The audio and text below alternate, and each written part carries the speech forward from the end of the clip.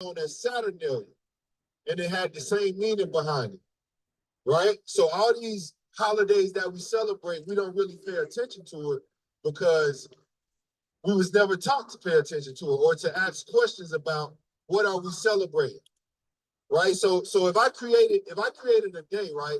Let's just say on February 14th, I created a day where our people go out and rape a bunch of women, kill them, stone them, right?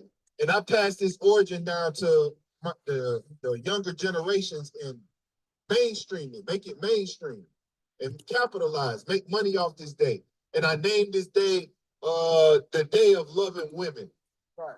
Would you celebrate that day if you knew the origins of it? Probably not, right? That's the same with all these pagan customs, all these heathen customs. Thanksgiving. That's right. That's the day of murdering all our brothers and sisters, man.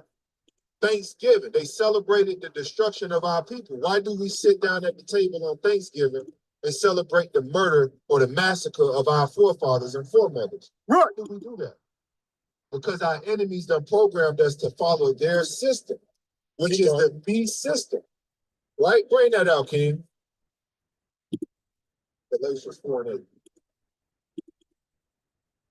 Let me show you real quick, because we was doing the same thing in Galatia, right? We was doing the same exact thing in Galatia. Read. The book of Galatians, chapter 4, and verse number 8. Bring it out. How be it then, when you knew not God, you did service unto them which by nature are not God. So when you don't know the Most High, you do service to those by nature that is not God. Meaning, when you don't know the Lord, when you're not keeping the law, statutes, and commandments, when you're not reading every day and applying what you've read, you serving other gods outside of this book, right? So if you celebrate Valentine's Day, you serving a God outside of this book because the Lord ain't tell us to keep Valentine's Day. Right. Valentine's Day ain't in the Bible. He didn't say have a day of romance on February 14th with your rib, with your lover. Wake them up. Right? You're supposed to love your spouse every day, man. You're supposed to buy flowers for her every other week or every other month. You know what I'm saying? You don't have to wait till February 14th to show how much you love your woman. Right. Right? But when we don't serve the Most High, we serving other gods. Read. Verse 9. But now, after that ye have known God, or rather are known of God, how turn you again to the weak and beggarly elements? Right. So now you come into the knowledge. At first you didn't know the Most High, then you found out you were serving other gods, right? So now you applying yourself and you reading, and now you know the Lord. You know that he don't like you celebrating holidays. He wants you to celebrate his holy days. You understand this now, right? But then somehow you start missing the world again, and you want to go back to celebrating holidays. You want to go back to doing the things that you used to do, right? The wicked fun things, right? And the Most High knew you now. He knew you. You knew him, you were serving him, and he knew you, and he loved you, but now you're going back into the world again. Read. Whereunto ye desire again to be in bondage. You desire to be in bondage. You desire to be in a spiritual bondage, a spiritual slavery, a slave to sin, right? Because the Most High never commanded us to celebrate holidays. That's right. Even though your pastor be in the pulpit with the Bible telling you, yeah, we're going to celebrate Valentine's Day. You know, we got Halloween coming up. We got Christmas coming up. Oh, that's wicked. That's going to send you to the pit. That's going to send you to hell. The Most High going to destroy a lot of people for going against his word, especially pastors. Right. Right? False prophets. They've been teaching our people to go against God with the Bible in their hand. Right. Because they know that our people not going to read and apply. You know what I'm saying? So that's why he sent us out here to warn our people of the pending judgment that's coming, man. We're just getting the blood off our hands. That's all we're really doing. We're not trying to put on a show. We're not trying to get no money. You know what I'm saying? We're just getting blood off our hands because we used to be in the world celebrating Valentine's Day, Christmas, Thanksgiving. We used to do that. Wake them up. Doing dope, selling dope, shooting, getting shot.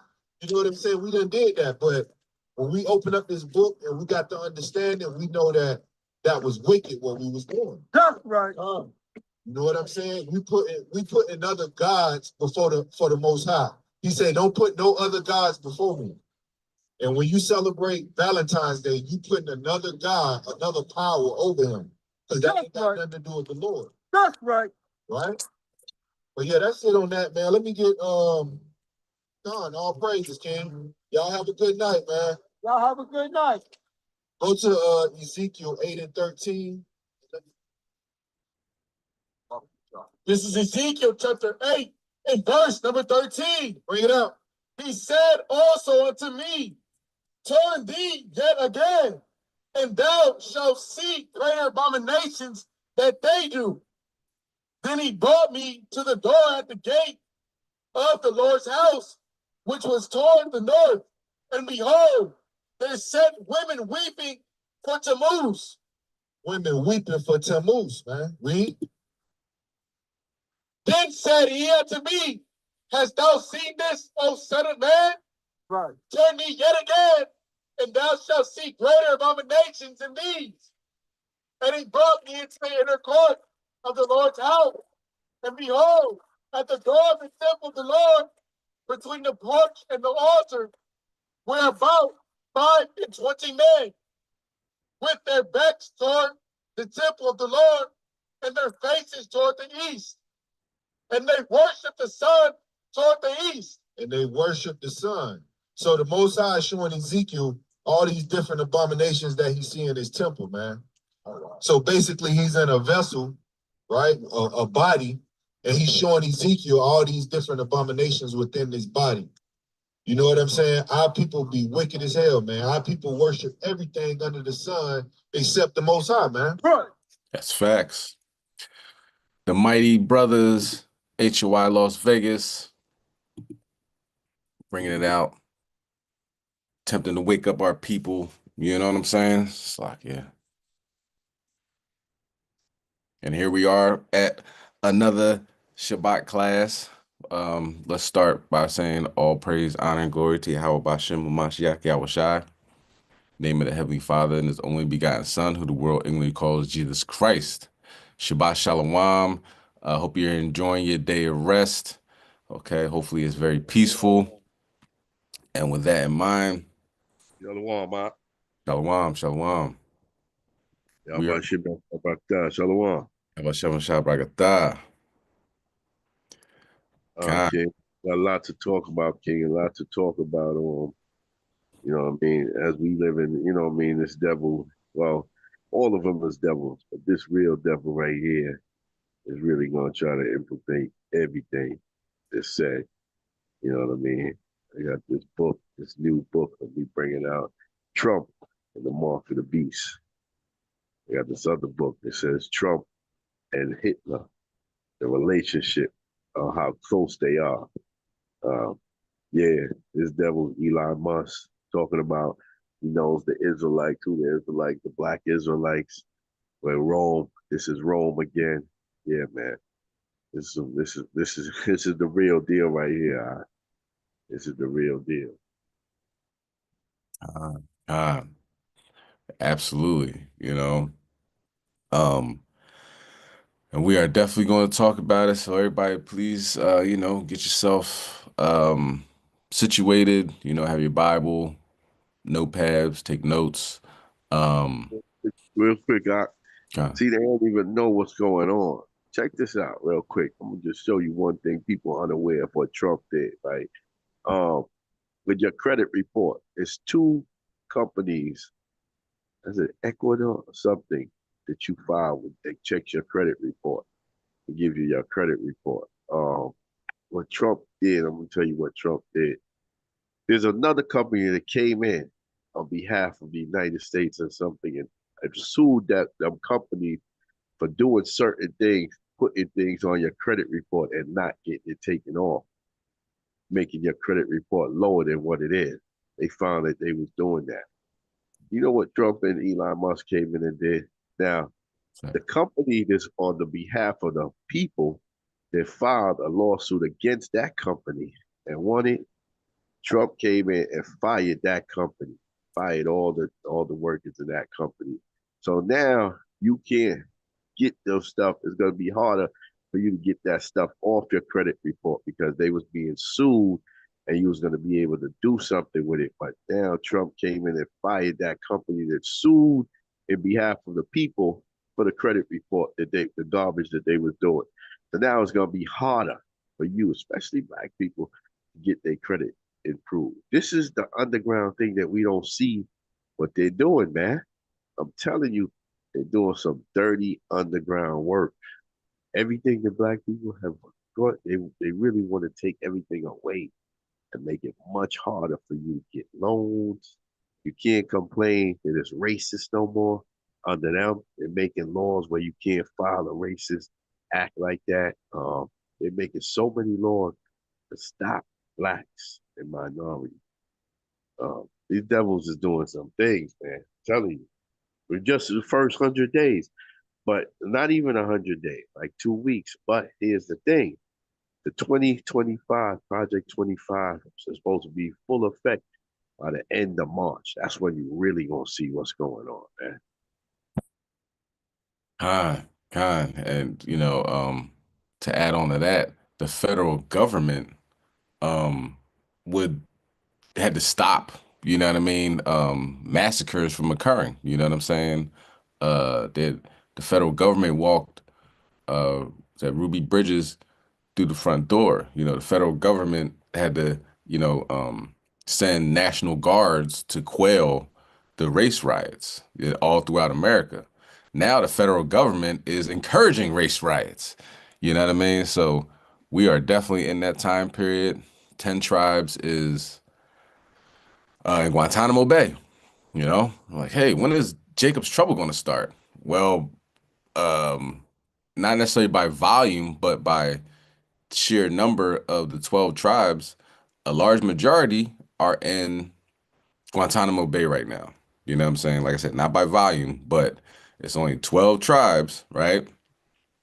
And a lot of them, a lot of our people are in uh, Cuba where they keep the terrorists. So if you believe things aren't going on right now, Well, I don't you know know what to what, tell you. John? You know what? Check it out. Because the comparison to Hitler and Trump is a propaganda thing, right? Because when you check it out, Fred Trump, which is Trump's father, was a damn racist. He was a Nazi, right? So now the comparison, what Trump is doing is he's bringing the propaganda stuff. Now, the reason why Trump is listen to how these races work. And you got to know how the races work. When they say things like small brain or you got a bigger brain, that's a racist. That's a racist term to say that their brains is bigger than us. Therefore, we're not capable of doing certain jobs. That's where the DEI comes in. Also, what he's doing now, he's trying to get the Confederate statues back up. That's racist. Trying to get them back up. They're saying that he's trying to stop blacks in the military to really get into a position of sergeants and stuff. Basically, he's trying to say not to train them on that level. So the blacks is coming back and saying, we don't care, we already trained. But he's trying to stop them from being, getting to a special level of training because these devils know what they plan to do, man. All these things is being worked out, and people don't even see what's going on, man. There's a cat called a whistleblower that came out recently. I heard the whistleblower said he was a racist. He said the racist is you black people don't know the racist is they trying to trap you in. They all around y'all, and they trying to trap y'all in right now, and y'all don't even realize it. You know what I mean? So a lot of things is going on, man. Con. Yeah, absolutely. I saw a part of a part of an interview with Elon Musk's father. His dad is, the Michelle Obama's a man. Now you might believe that Michelle Obama's a man. I'm not going to argue that. Um, she does have children, but they could somehow circumvent that, and you know what I mean. I don't know. I don't know, but I don't really think so. But they pushing that. You know what I mean? Why are you worried about Michelle Obama? Barack hadn't been president in years, but they have to keep on taking shots at him. You know what I mean? Even though we all know he's ham, but they don't really care. You know what I'm saying? He's from South Africa, so he don't like nobody that doesn't look like him. But so that's the bloodline that they come from. Okay. Um, and here we are, you know. This is it's legit. Okay. You know, when you read the scriptures and you see him coming to life right in front of your eyes, we're in that time period, you know. Is anybody available to read today? King, but this is the thing, King. This is what we got to realize they're gonna do. More than likely, they're gonna plan a setup with an Israelite, but not even an Israelite. They're gonna have somebody falsely put up as a terrorist attack. And now check it out, King, real quick before you go into your lessons. Check it out. The whole Kanye West thing now, right? The anti-Semitic, and he's supposed to be, Hitler and all of that is being built up. Guess who that's being built up to? Anybody that speaks up against the so-called Jew. Watch that Kanye West thing that's going on right now. See, people ain't even seeing. That's why the Bible says the spiritual man judges all things. They're not even seeing what that's going to build up to. Anybody that speaks up against them now, that's what that Kanye West is really coming to. And I don't even know if Kanye working with them. To be honest, King, I don't even know if he's working with them. But that's being built up. You got to check all these things that's going down, man. Con, con.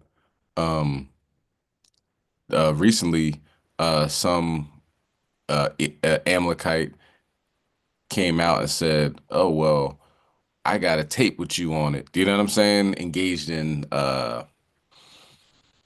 lewd acts. You know what I'm saying? If you can, read, you know, he has a tape out there.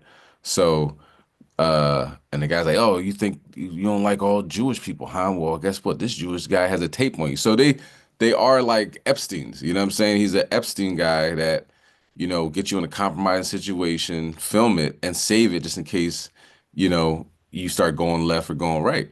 And that's what they're doing to him. And he said, "Oh, wow, I remember that night." He tweeted this like yesterday. "I remember that night.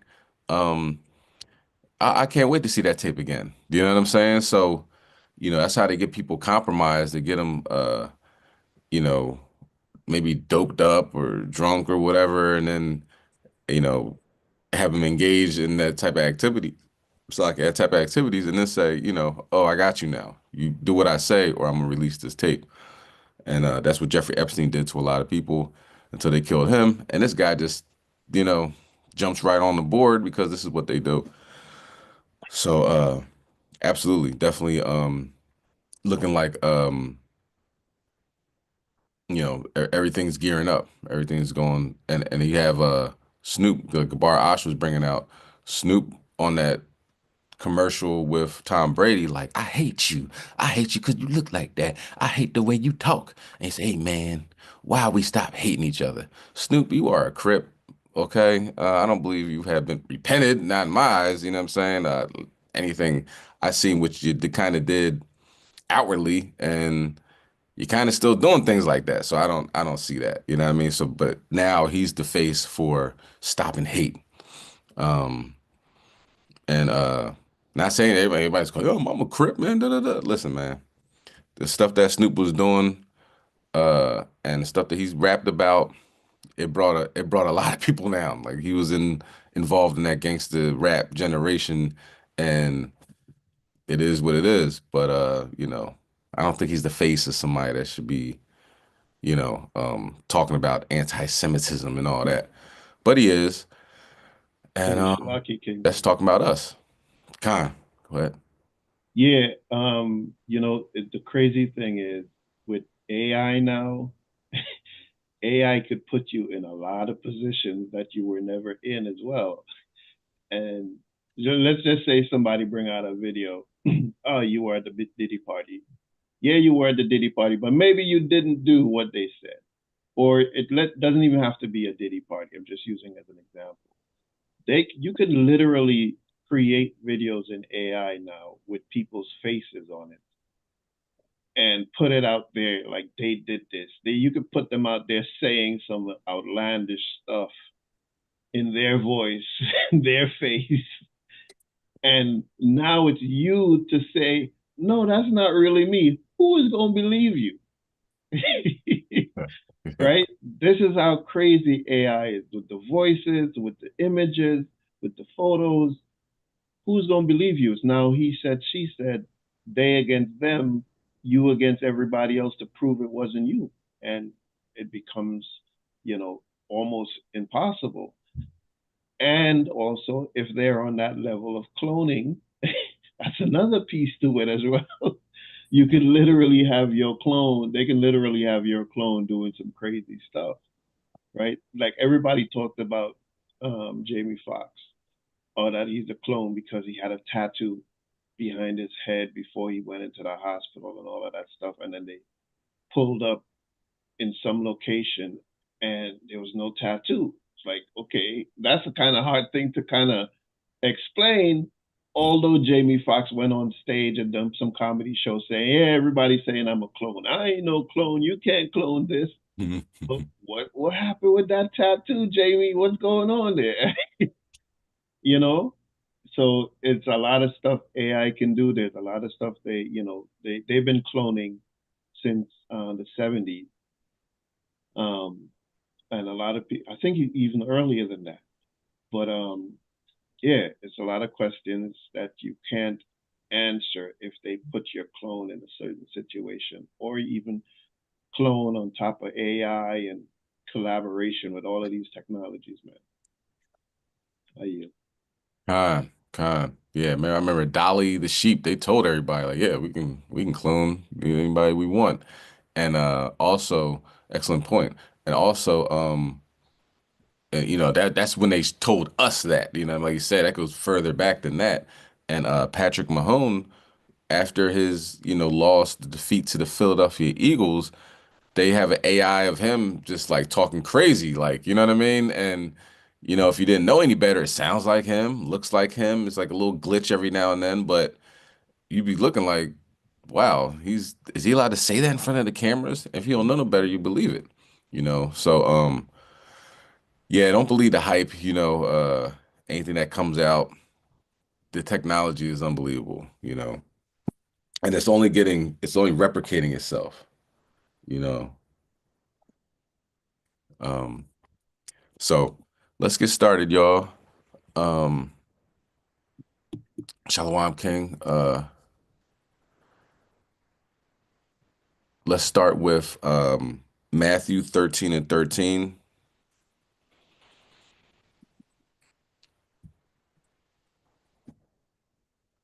And we're gonna get into it. We can call this up in smoke. Esau's in a lot of trouble. You know what I'm saying? I'm repenting Jake got to get it together. You know what I mean? But we're gonna talk about both sides. It's a lot of judgment going on in the world. We're gonna talk about it. Go ahead, King, you bring it out. God, this is the book of Matthew, chapter 13, verse 13. Therefore speak I to them in parables, because they see not, and hearing they hear not, neither do they understand. So, this lesson is going to be structured in a way of, big parable. You know what I mean? Our ancestors, of course, was able to sing messages to each other because they didn't want Esau to hear. You know what I mean? Going to have this going to be pretty blunt forthcoming though as well, but it's messages that's not meant for Esau. Of course, he's watching. You know what I'm saying? That's what he does. You're at work. He's sitting right behind you. What are they talking about? You know what I'm saying? Real sneaky, and we already know they are. So with that in mind, you know, listen to check out the message. Okay. Let's go to Luke. Oh, before I start too, let me say Fair Use Act, Fair Use Act. This class is protected by the Fair Use Act. This is a teaching moment. This is a lesson, thus being protected by the Fair Use Act. All right, let's continue. Let's go to Matthew 12.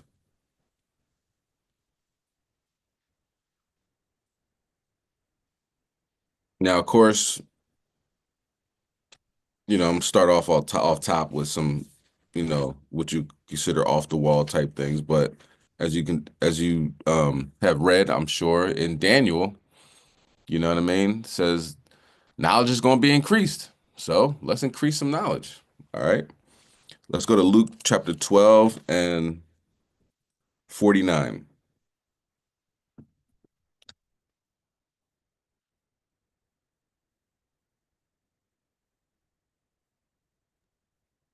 This is the book of Luke, chapter 12, verse 49. Oh, I was like, Con. 49. I am come to send fire on the earth. And what will I? If it be All right, y'all. Listen, come on. Mute your phones. All right. Time make you a co-host. Anybody starts, we ain't gonna do this week. All right. Because after a while it gets kind of old. All right. Kind of Your the one. phone, Con, Duada. And after you mute your phone, you know what I mean? If you come on, just don't have a lot of noise in your background. You know what I'm saying? Try to find a quiet place if you can. But okay. Y'all ain't gonna knock me off my square. We're gonna talk about it. All right. Go ahead, King. You bring it out. You restart over again.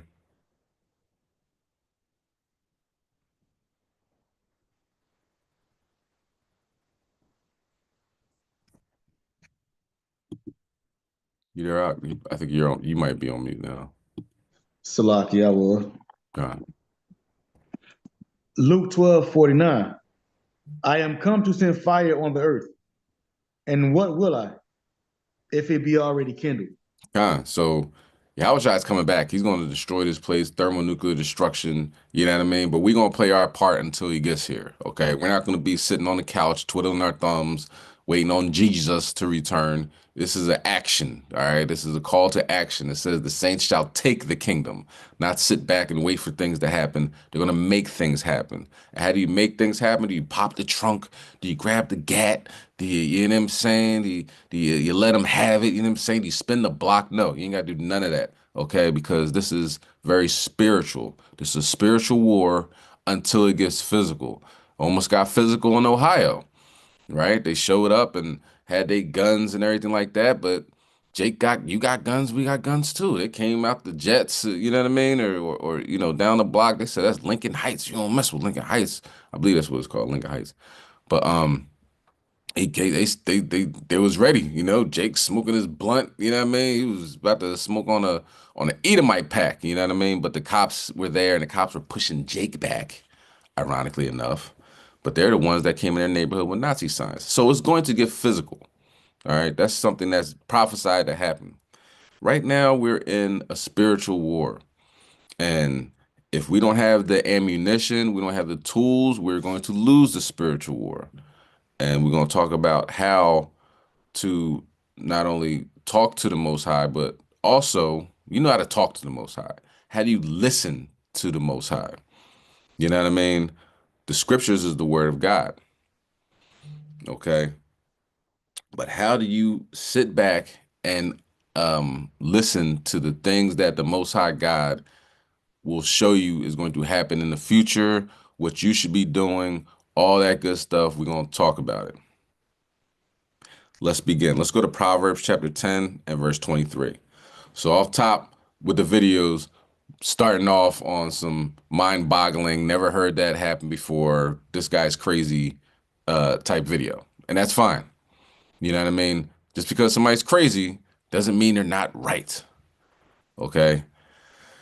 And, maybe this will open up different avenues, different, parts of your brain that wasn't never open before. You know what I'm saying? Not on some weirdo demonic entity type time. Depending on how crazy they are, man. If they're crazy, then you know what I mean. But sometimes people take them as crazy because they don't believe in what they believe in, and they label them as crazy. But if they're a nutcase, they're a nutcase. You know what I'm saying? Oh yeah, yeah. This isn't the standing in the side of the, on a train staring at the wall, having a conversation with yourself type things. You know what I mean? This is something that is known throughout the world, but in America, which is like a petri dish, that, you know, people can manipulate what we see and what we don't see. You know what I mean? You go over to Turkey and places that have history, they're like, yeah, of course this is real. What are you talking about? But in America, they spent 70 years saying anybody that sees a chariot is crazy. You know what I mean? Anybody that ever had an experience like that, you're nuts. We're gonna, you know, you have a nice job, family, and everything. We're gonna completely ruin your life and have everybody talk about you and point at you and say that guy's nuts. You know what I mean? So that's America. You know, but like I said, other countries, no, it's completely legit, and it's going to bridge from the first video down to pretty much the last. It's going to come together, and we'll talk about it then. All right, let's bring that out. Proverbs chapter 10 and 23. This is the book of Proverbs, chapter 10 and verse 23. It is a sport to a fool to do mischief, but a man of understanding hath wisdom. So you know, to a fool, it's a great time to do mischief. You know what I mean? It's always fun to do mischief, to do something that you're not supposed to do. Go ahead. The fear of the wicked, it shall come upon him, but the desire of the righteous shall be granted. The fear of the wicked, what they fear is going to come upon you. God knows what you fear. God knows what you're scared of. You know what I mean? Um, Look at the history with our ancestors. They see an angel, they're like, oh man, we're gonna die. You know what I mean? Samson's parents are like, this is it. You know, we just seen an angel, you know what I mean? So that happens because they're fearful, you know what I mean?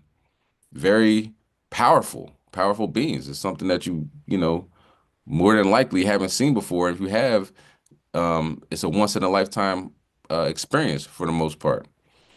For you know, if people are able to see things like that. All right, let's go to continue on verse 25. 25. As the whirlwind passeth, so is the wicked no more. But the righteous is an everlasting foundation. And that whirlwind passive is taking these Edomites out. And it's times where we're able to see a glimpse of what happens in these situations. Okay. This guy at the end is under hypnosis. And it might seem like there's no way, I don't believe in hypnosis, you know.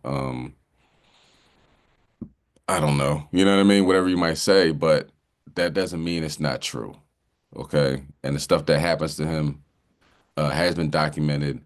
And there has been a history of traumatic brain injuries resulting in Edomites and the angels interacting.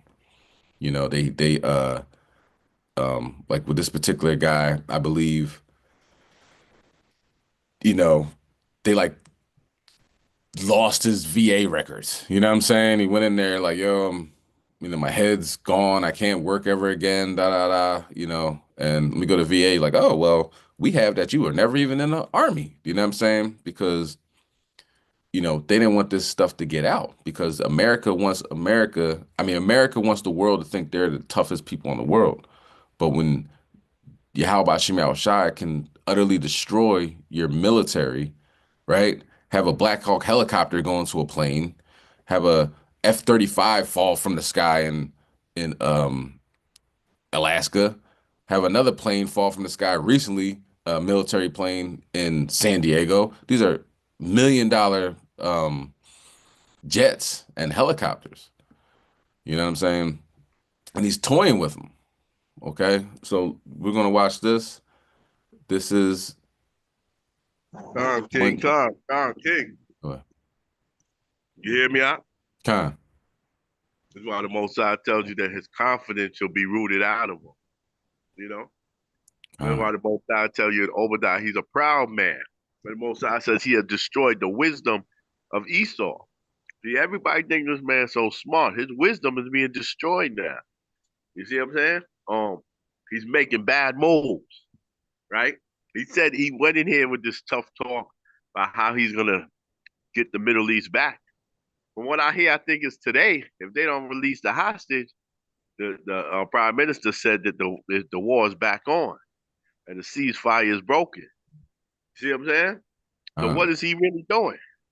He ain't gonna be able to do a damn thing, man. And his confidence is gonna come out. That proud, arrogant Trump.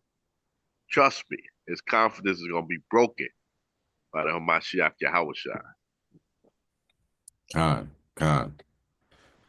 So this is right here is just a snippet on what they're going through. And this is one person's account, but they're going through a lot. Okay. God isn't, he didn't just, he's out traveling or venturing and all this other things. He's making moves on this planet. Elohim, the Most High, Christ, and angels. So let's watch this and we'll come back and talk about it. Well, the whole thing was weird. It just didn't seem right. Airman First Class John Burroughs and his partner were on a routine patrol around the base perimeter when they spotted unusual activity in the nearby woods. My partner initially saw some strange lights, so we went ahead and we looked at each other and we decided we better kind of see what's going on. I think it didn't seem normal. At the very same moment, the control tower at London's Heathrow Airport reported the sudden appearance of several unidentified flying objects on radar. I think if we would have been armed, we might have been fired on it. I mean, it really still was, whatever it was, scared us. The next morning, British police investigated the area around the alleged sighting. They found 3 circular impressions in the ground, exactly 12 feet apart, forming a perfect equilateral triangle.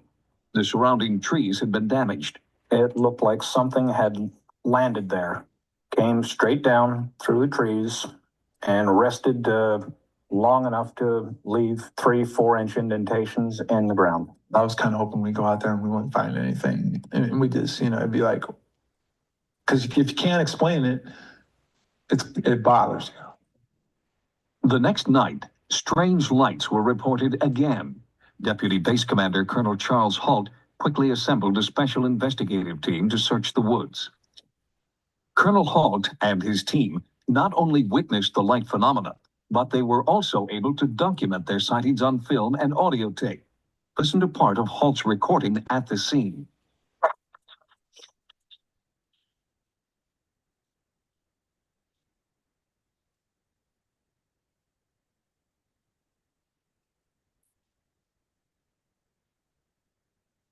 There's a little bit of altitude. I'm heading back toward the base. In the distance, you could see lights flying around, and you could see like a stream of white light that came down to the ground. Soon after that initial sighting, another strange UFO appeared to the airmen, a single red hovering light. We followed it for quite a distance, 2-3 miles. All the time it stayed just a bit ahead of us. Then the most extraordinary event of the night occurred. It looked like a shaft of light came down from the sky. It was momentary, couldn't have lasted more than 5 seconds. But I observed it, Colonel Halt observed it, and the 2 other individuals with us observed it. It was like, it hurt your eyes almost. It was so bright. Because of this inexplicable encounter, a special unit from European headquarters was dispatched to Bentwaters to take over the investigation. We were told that whatever we saw out there from then on, we were not to call in on the radio or report in, and people were aware of that something had happened or something could still be going on. The team confiscated all physical evidence of the encounter, including Colonel Halt's tape recordings, films, and memos. With so many credible witnesses, there's little doubt that something anomalous occurred that night. But what was it? There's no doubt it was an identified flying object, which is what a UFO is. The blue lights that we saw and what they were capable of doing could lead you to believe possibly that they were intelligent. I ended up going to Korea, and I can't prove it, but I really wasn't due for an assignment, and they kind of got me out of here in a hurry. Any attempt to gather physical evidence at the site is now impossible. The alleged landing site has been destroyed. When our sightings crew visited Bentwaters, this was all that remained of the woods. We started getting nervous. We were like going, what are we getting into? I don't know. What's going on? We don't know. The radio keeps coming back. They can't reach us for a while. We can't reach them. We're getting real nervous. We're getting scared. We can't get on the radio. We can't go much farther if they don't hear us on the radio no more because we don't like what's going on. Sergeant Tennyson, What do you think? I don't know. I don't know. Stop right now. Stop right now. Let's try to reach him on the radio. Okay. We've got him. We've got him. Yeah, it's still there. It seems to be in the clearing. It seems to be in that clearing up ahead. Can we go on farther? Yes, go on farther. Find out what's going on. Find out what's going on. Let's go, guys. Look at that. There it is. Hit the ground. I run. I died. Shoot, John, shoot. I can't. I don't have my gun. We're telling you the truth. Sergeant Tennyson, I don't have my gun. They told me not to bring it. Yes, they did. They told you at the last minute to bring it. Describe what it is he wants you to shoot at. Light. A weird oval-shaped light. It's hovering. It's strobing. Flashing back and forth, flashing on and off. It's white, but there's lights below it. There's little lights below it. There's the orange lights. There's the red light. It's like the sun, but it's not shaped like the sun. It's like an oval shaped thing, and it's pulsating. How far away is it? 10 feet, maybe 15. How big is it? I don't know. It keeps changing. The lights are pulsating. It's hard to judge. It's there now. It's moving back. Away from you? It's moving away. It's up in the air. It's moving back. It's up to the tree. It's moving back. Now it's in the distance, but it's there. It's down low again. How did he get through the tree? I don't know. Well, we'll follow it. Call him. Tell him we're going to follow it. We got to follow it. I can't reach him on the radio. The hell with the radio. Put it down. We don't need it. Put it in your pocket. Let's go. We don't care what they say. We've got to find out. Something's there. We got to find out. Let's go. Spread out more. Okay, let's go. Okay, move. Okay, be careful. I feel weird. I feel tingly. We all feel tingly. We all got to know. We got to know. Is it a UFO, John? I don't know. What is the UFO? What is it? I don't know. It's not real. It's light. It's not an object. It does not appear to be a solid total object. It just appears like it could be an object because it gives the impression of an object, but it's mostly light. All light. It seems like light to me. A shape made of light. Yes, a shape made of light. It's getting smaller. It's small. Look how small it got. Look how small it is. I don't believe it. Look how small it is. It's just there, though. It's like it's calling to us to come to it. We've got to go to it. It's telling us to come to it. We can feel it. Yes, can you feel it? Yes, I can feel it. We've got to get to it. We've got to know what it wants. It wants us. Let's go. Spread out. We're getting into some more woods again. How could it move? How could it move through the woods? How could it move through the woods like that? There's no way.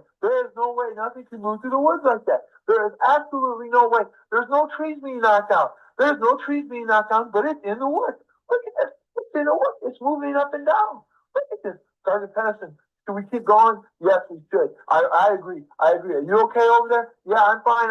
But this is weird. I know it's weird. I've never seen anything like this. Look around. Can you see any other crafts? Can you see anything else? Can you see somebody that might be out here doing this to us? Can you see anybody? It's quiet. It's all quiet now. There's nothing there but this thing. It's pulsating. There's red lights. There's blue lights. There's orange lights. It's there. It's small though. It's real small. It's small. Keep going. We can hear humming now. The ground's shaking. This is weird. Why didn't we bring our guns? Could it be trying to us? I feel like I'm being pulled. Something's pulling me. Oh God. Sergeant Tennyson, what's going on? I don't know. It's pulling it towards us. Oh, look, it just changed again. It's small. Now it's moving back. Look how fast it moved back. Look, it's a quarter mile back now. Let's start running. We can't let it get away from us. We got to know where it is. Okay, well, it's gone. Okay, security control, return to base. ETA back, I don't know. 30 minutes, hour, unknown. Okay, keeping radio contact. Okay, and we just start walking back. And I'm talking to him. Sergeant Tennyson and I and Bananchek. We're walking. And we're walking back. Okay, what was it? I don't know. John, what do you think it is? I don't know. Do I look scared? You look pale. I don't know what I saw, John. I think it was a UFO. I don't know. I don't know. I don't want to believe what I saw. He goes, you know, John, it seemed like we were there and all of a sudden we're here. Why couldn't we get radio contact with them? We should have been able to. There was repeater stations, there were towers, but we lost contact with them. I don't know. Well, what are we going to do? I don't know. Let's just see what happens when we get back. So we're walking and it's cold and we're walking and we come across a creek that we don't even remember crossing. Do you remember this, John? No, I don't remember this. Do you remember that, John? No, I don't remember. Well, how did we get there? I don't know. Could we have been moved by it? Could something have picked us off the ground? I don't know. I don't want to talk about it. Okay, let's get back. Okay, now the radio transmissions are getting strong now, real strong. Okay, we're talking real clearly with them, and they're saying, "What's your ETA?" We don't know. We don't know. The British police are there. The shift commander's there. The flight chief, the security flight chief's there. Our flight chief's there. There's other law enforcement patrols there. Everybody was concerned. They go. We lost contact with you for 45 minutes, 50 minutes. We didn't know where you were. We saw the WSA tower saw all kinds of lights in the air. They thought they saw something being beamed up in the air, but they weren't sure. They thought we lost you, John. We thought we lost you guys. Well, what happened? We don't know. I had a feeling of disbelief. I didn't know what happened. I wanted to make sure in my mind that there had to be physical proof out there where the site was to make me believe what I saw. So I went out there with the rest of them. And when we got there was Sergeant Gulia, a Captain Verano, and some other guys out there that I don't know who they were. And we were asked to show what happened. And we went out kind of in the area where we first found this thing. And God darn it, there were tripods. There were 3 evenly spaced impressions in the ground, right where we saw this light. And I'm like, holy Jesus. And we're all looking at each other and we're going, maybe we were not weirdos. Maybe something really did happen out there. So then we went and there were tree limbs down. It was fresh tree limbs down. And there was some damage to the tree. And by then I'm like going, oh my goodness. Well, I'm going to myself. And started testing. Something happened. Oh God, I wish we could have recorded this. I wish we would have had more than just what we were there. I do too, John. We just experienced something probably that a lot of people never have and never will. All right. Let's get Sirach chapter 34 and verse 16. So this is the article from what is this? It says veterans deserve the truth about UAP. New Paradigm Institute. And going down in the article, it says in December, talking about this guy that we just saw. In December 1980, former Airman First Class John Barrows encountered a UAP in Rendlesham Forest while on duty at RAF Bentwaters Woodbridge in the United Kingdom. The Rendlesham incident is one of the most famous cases in UFO lore. The encounter caused Barrow to suffer heart and vision damage. As reported here by Roswell Daily Report, 35 years after the incident, the U.S. government made an unprecedented move by acknowledging Barrow's health issues resulting from his encounter with UAP. And the VA granted him total medical disability. Now, before, like I said, it took a lot for him to get there because they're like, man, we can't even find you being in the army. Okay, let's continue on.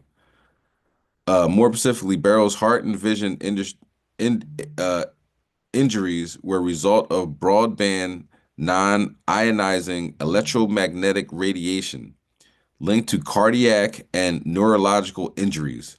The government's decision not only recognizes the reality of the phenomenon, but also highlights the potential health consequences of such encounters.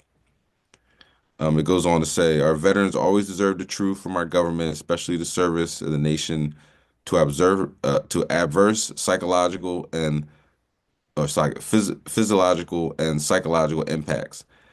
They deserve that truth when possible, while they are still with us, and so do their families. Luckily, Barrow received some answers, at least medical relief, while still alive. But others have not been so fortunate.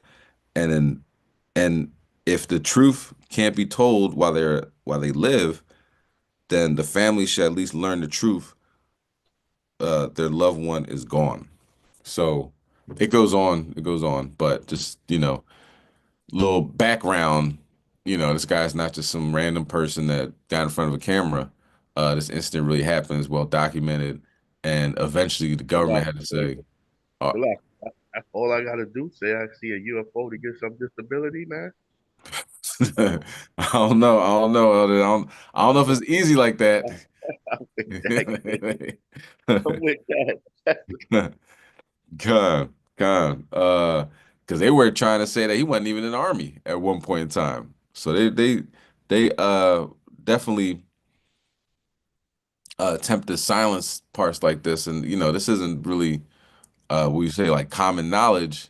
You gotta look things like this up. You know what I mean? Because those the government doesn't want this information to be out. And that's why we're having this Shabbat class talking about it. By Shema Mashiach Yahushai. So,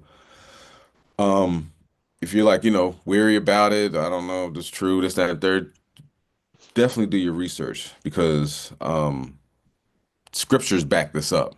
You know what I mean? Talked about that in Maccabees. Guy tried to come and take the money, take the church's money, and they beat him up. They had to pray to make sure he didn't die. And he said, "Hey, look, man, if you have an enemy, send them to bother these Israelites because they ain't go they might not come back alive." You know what I mean? So scriptures definitely back up these things. Now, talk about what happened on, I believe, Tuesday. All right, let's bring that out. Sirach chapter 34 and verse 16. This is the book of Sirach and the Apocrypha, it's known as Ecclesiasticus, chapter 34 and 16. For the eyes of the Lord are upon them that love him. He is their mighty protection and strong state, a defense from heat, and they cover from the sun at noon.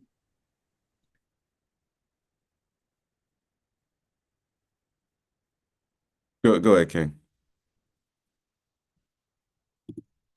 Slaki. For the eyes of the Lord are upon them that love him.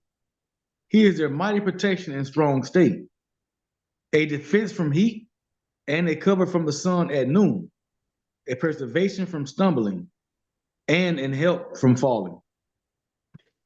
All right, this is a very important class. So if y'all can't hold together, you know what I mean, you're gonna be removed. That's simple as that. All right.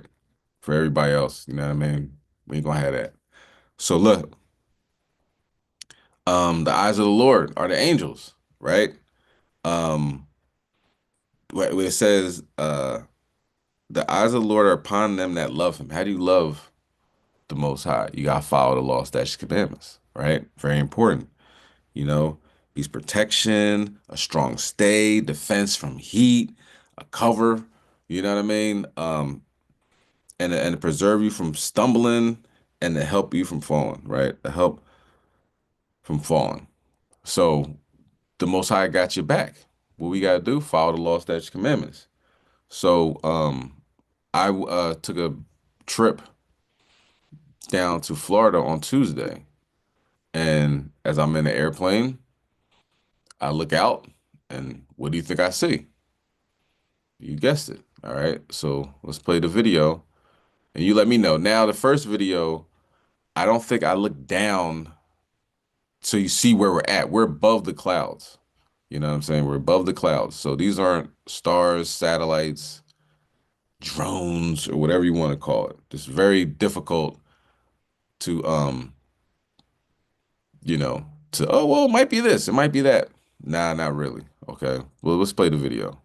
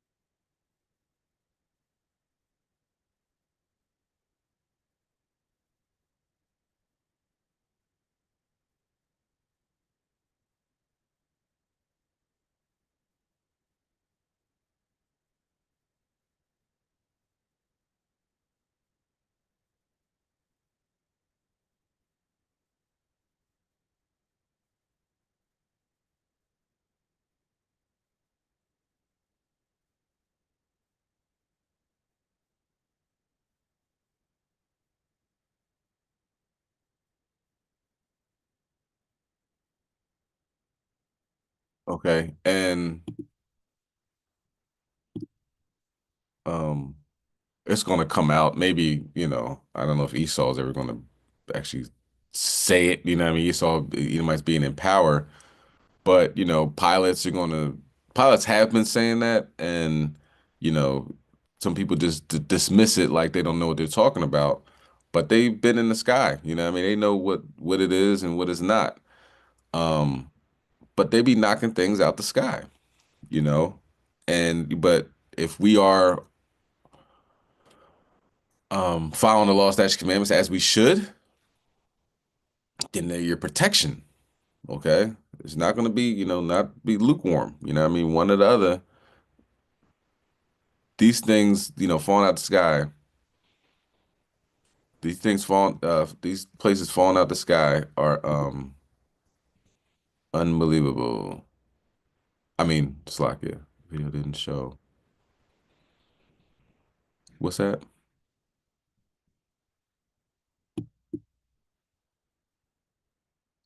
Okay.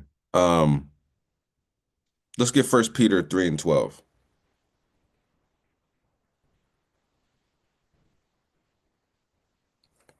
Okay. Slovakia. It didn't, maybe I didn't press my bad. So y'all was just hearing it. I'm sorry. Let me rewind that. I didn't press I guess I didn't press the share button. I don't know why. My bad. Duada. Let's do that again.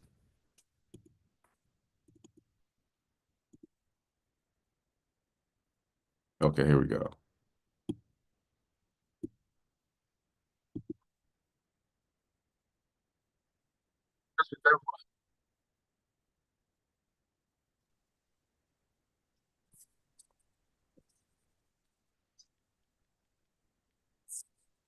Can you guys see the lights?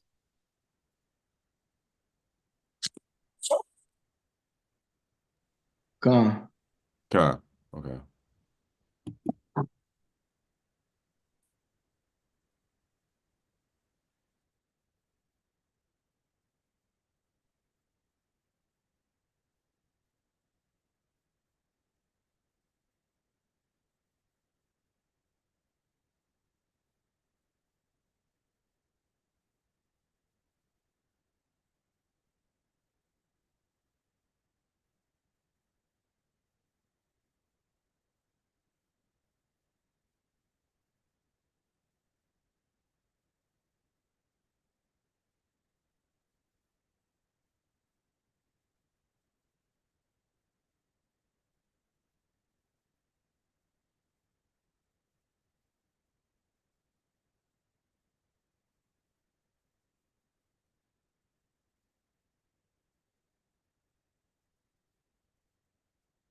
So there's no sound because it was very quiet on the airplane. You know what I mean? And people are asleep and everything. I'm still in a longer video. I'm like, oh, yeah, shallow. You know what I'm saying? Shalom and all that. But it's very quiet. So, you know, I didn't want to just be all drawn and everything like that. But yeah, those are the eyes of the Lord, you know. Let's continue on. Let's go to 1 Peter 3:12. And I'm gonna bring that back with that video. I'm gonna bring that back to the end of the lesson of what we should be doing. You know what I'm saying? As Israelites, what we should be doing. And these experiences, the reality of it all is going to be right in your face. You know what I'm saying? Esau's doing it. You know what I mean? Esau's now saying, oh, this is what you should be doing, and this, that, and the third, you know, today people, but we're the ones that really need to take heed to the message. Okay. Let's bring that out. 1 Peter 3:12. This is the book of 1 Peter chapter 3 and verse 12. For the eyes of the Lord are over the righteous, and his ears are open upon their prayers. But the face of the Lord is against them that do evil. So God's listening to the righteous. He's listening to those that aim to be righteous, their prayers. Okay. But the evil people, he's attacking them. Okay. And they're getting demolished right now. All right. Let's go to Obadiah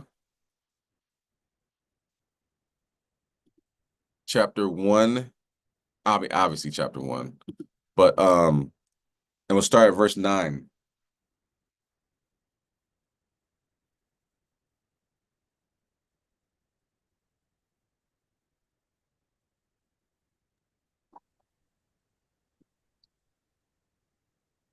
You can bring it out. This is the book of Obadiah, beginning at verse 9.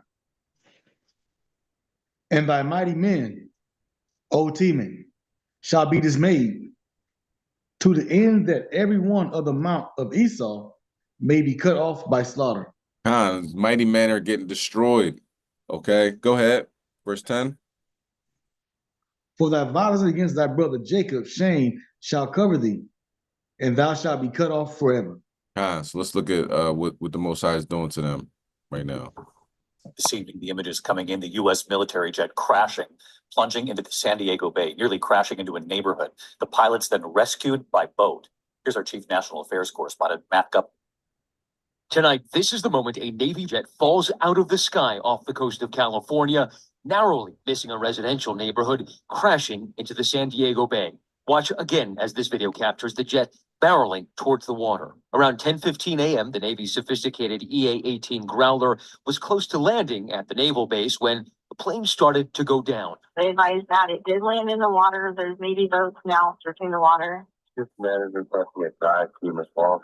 Both pilots ejecting safely, the Coast Guard, the Navy, and Customs and Border Protection dispatching boats to look for the crew, but it was a local fishing vessel that rescued the pilots who were in the water for only about a minute. You could hear it like when it went over the motel, and then it was kind of quiet, and then it kicked up again, and all of a sudden, just a few seconds later, I just saw the plane just go straight down in the water. The two pilots transported to a local hospital for medical treatment. They're in stable condition, and the cause of the crash is now under investigation.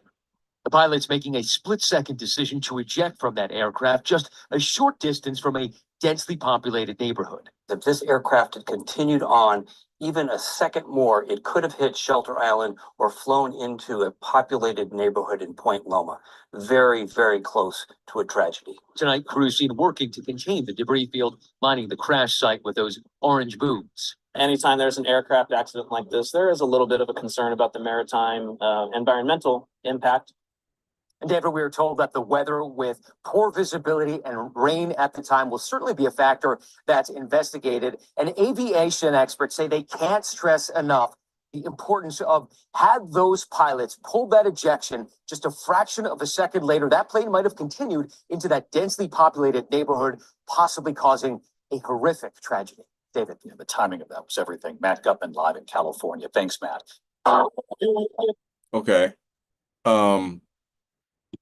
let's get Ezekiel chapter 36 and verse 6. So Kabar shared the video with me of somebody that was, not on the other side of the house looking at it. They were like right there. And as you see, the witness said, you hear the plane, hear the jet, jets are loud. And then you don't hear it. Like everything is shut off. Like it's a hoopty. You know what I'm saying? You ever drive a car and then you get to the red light and the car just shuts off and you got to stop and start the car over again. That might happen to a $200-300 car. It's not supposed to happen to an $80 million jet.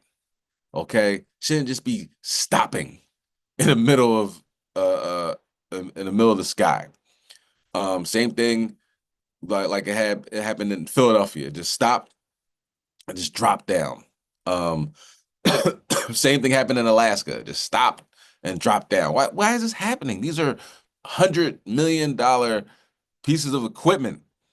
Should not be happening. But then when you go back to what happened in Tehran, Iran, back in I think 79, 80, when a chariot was seen over the sky and they scrambled jets and they were ready to shoot it out the sky, and the guy was ready about to hit the button to shoot the missile, and then everything just stopped.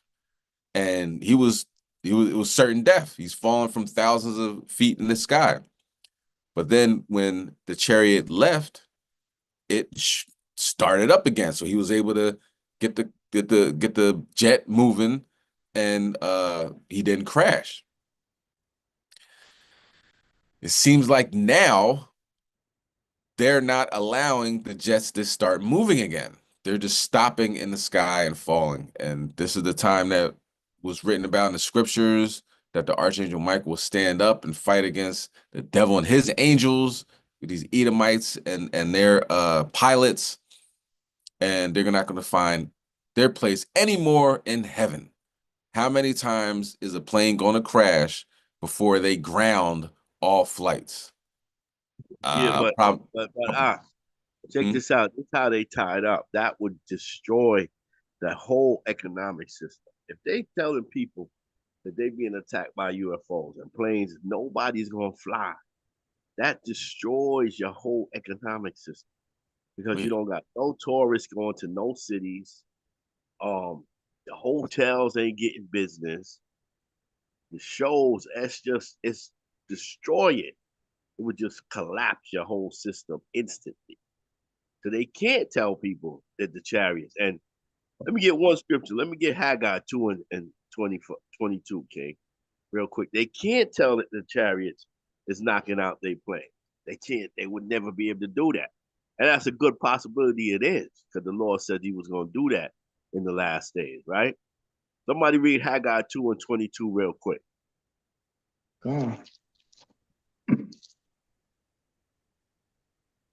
This is the book of Haggai, chapter 2 and verse 22. And I will overthrow the throne of kingdoms, and I will destroy the strength of the kingdom of the heathen. Right, come on. And I will overthrow the chariots and those that ride in them. Right, so the chariots and those that ride in them. So the chariots represent anything that's a vehicle that you move in. Back then, the chariots was actual chariots with horses. You see the pharaohs come out and they got horses and stuff. Those were vehicles that you move in. Anything is considered a chariot that you move around in. So a plane is considered a chariot. The Lord says he's going to overthrow the chariots.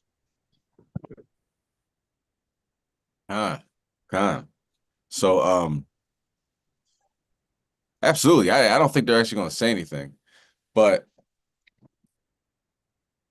it's only going to be, people can only see so much before they realize something's going on. And, it'll click eventually, you know what I mean? For some people. I got people that, I follow on Facebook that aren't Israelites, and they say, I'm never going into a plane. Look at this. Look what's going on. Because they know that they're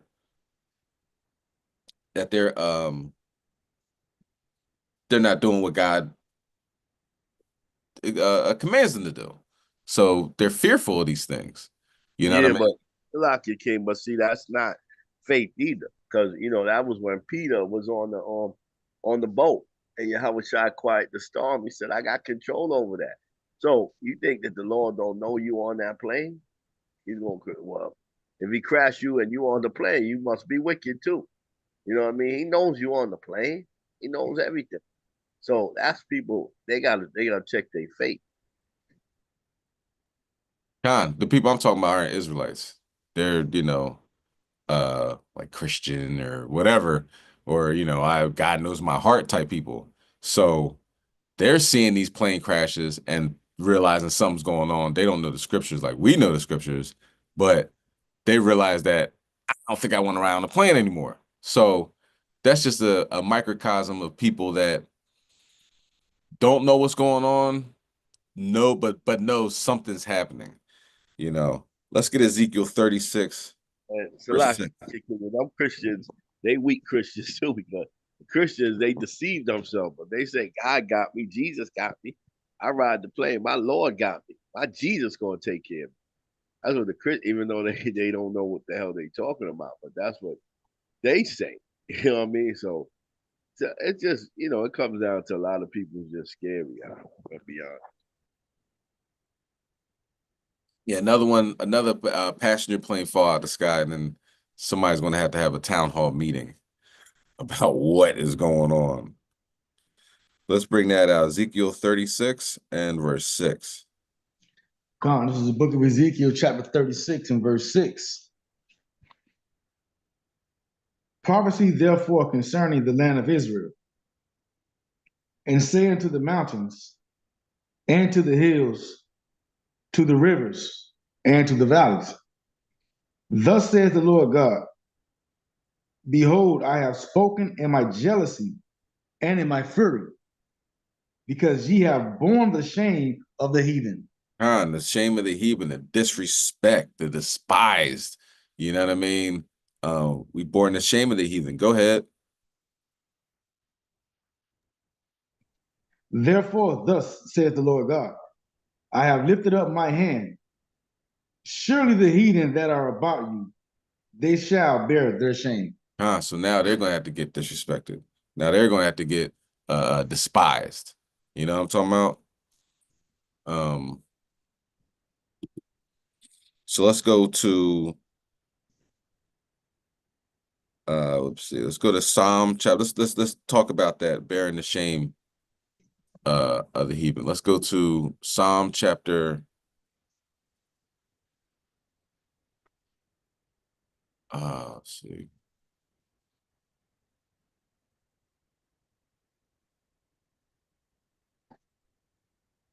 Let's go to Psalm chapter 123. And we'll start at the top.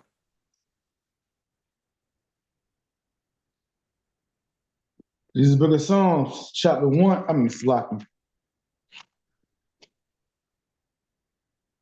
This is the book of Psalms, chapter 123, from the top. Upon thee lift I up my eyes, O thou that dwellest in the heaven. I see. Yeah, Yahweh will definitely help you. That's why I'm talking about this. You know what I'm saying? This is the whole overall picture of seeing. I was on a plane on Tuesday and saw a bunch of chariots in the sky. I wasn't scared. You know what I mean? And like I said, I'm gonna bring that back to how that happened and how that transpired. That's the bigger overall message in this lesson. That if you're doing what you're supposed to do, you don't gotta worry about that. And you can summon the chariots. You know that guy, the guy that did that, and he did on live TV, and everybody thought that was amazing, which it was. We can all do that, and we're gonna bring that back. I kind of wanted to save that to the last, but I think my message is getting a little misconstrued. You know what I mean? And the people that aren't following the law, statutes, commandments to the best of their ability are fearful of riding in planes. Okay. Hey, Selassie King, though, that dude that does that, though, I don't know if he's Israel. And my thing is, look, if you got power to really do that, then you should be sick in all type of hell and plagues on this earth. To sick the chariots on. If you can really summon them, why is you summoning them just to summon them? That's not scriptural, okay? If I got power to summon the chariot, I'm summoning them to do all type of hell. Every time I call them, they go in here. They bringing destruction. You see what I'm saying? That's what the scriptures say. You know what I mean? We got power over the planes, so we can summon the angels to do this business. So why is he just summoning them up and nothing's happening? I don't know. It don't add up, man. Yeah, I don't know that guy personally, but I was just saying that we have the power to do that. You know what I mean? A lot of us don't believe we have the power to do that, but this is why, you know what I mean? I'm like, listen, we can do that. It is possible. I broke that in my book called The Art of Anger. Instead of getting mad and getting a gun and going to shoot somebody, call on Yahweh Bashem Yahushua.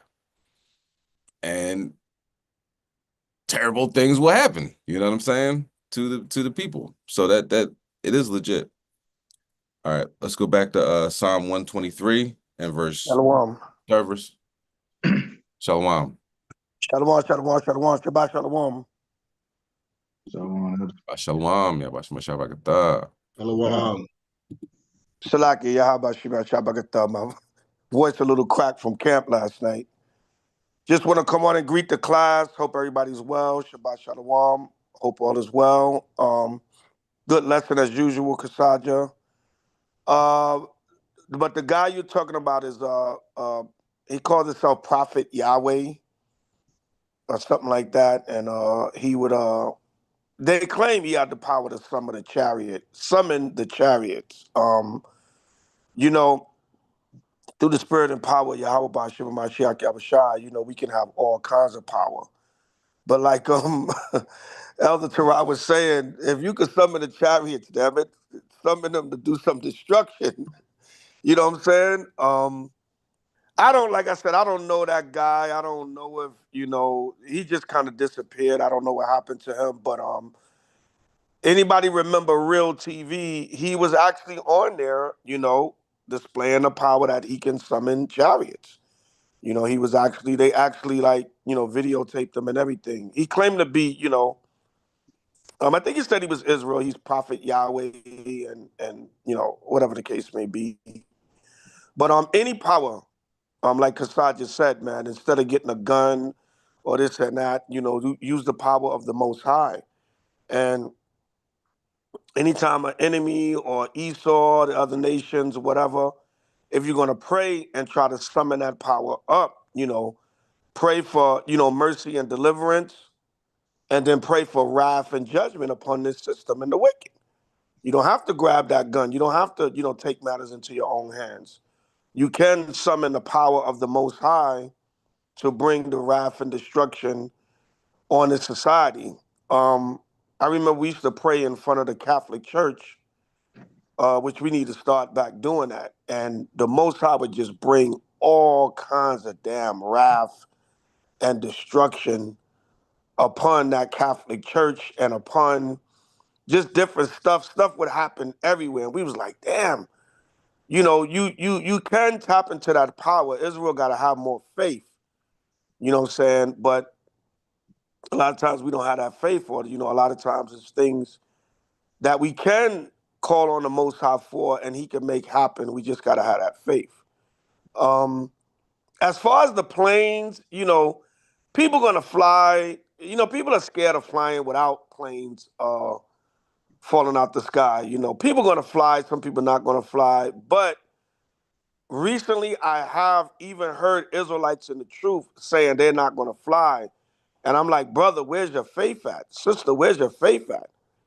You know what I'm saying? I'm going to Atlanta, but I ain't flying. You going to drive 14, 16, 18, 20 hours? Yeah, I ain't getting on them planes, Elder, because these planes falling, you got to increase your faith. I was on a plane yesterday and, it was a little bit of turbulence and everybody started giving up the ghost. And I'm like, everybody, in my mind, I'm looking like, that's turbulence, have faith. But we landed and it wasn't even a long flight. We just went from New York to Chicago. We landed and if you could hear how everybody was clapping, because, we live in a time where people are nervous. They're going to still get on the plane if they feel like they have to, but You know, they real nervous. You know, normally I don't hear that kind of applause on a plane like that. But yesterday we landed, it was like a damn Broadway show. Like a Broadway show just ended. It was just clapping because people are nervous now. But when you're keeping the law, statutes, and commandments, you know, in the faith of Yahweh Shai, yo, I got to get on this plane, you know, Most High got me, you know what I'm saying? And like Elder Terah said, that was funny because the Christians will sometimes, the Christian, you know, they will have like more faith than Israel sometimes. Like the brothers, they'll be like, my Jesus got me. I ain't worried about no plane. My Lord got me. My Jesus got me. And, you know, I've heard Israelites in the last couple of weeks like, yo, I don't know, man. I think I'm going to take this cross-country drive to L.A. because I ain't getting on these planes, Ak. I'm like, Ak, man, you got to go to the West Coast. Well, I'm just, you know, saying a far, trip. Like, yo, get on a plane. Nah, I don't know. I guess I'll just take that 2-day drive because these planes falling out the sky. Where a Christian will be like, man, my Jesus got me. I ain't worried about nothing. My Lord gonna make me land safely. And when the plane land, they gonna be, hallelujah, my Jesus. I knew my Jesus had me. I knew my Lord had me. I ain't worried about no plane falling out the sky. You'll get them holier than thou Christians that'll be like that. So, you know, whatever we do is going to be up to the Most High. At the end of the day, if it's your time, it's your time. If it's not, it's not.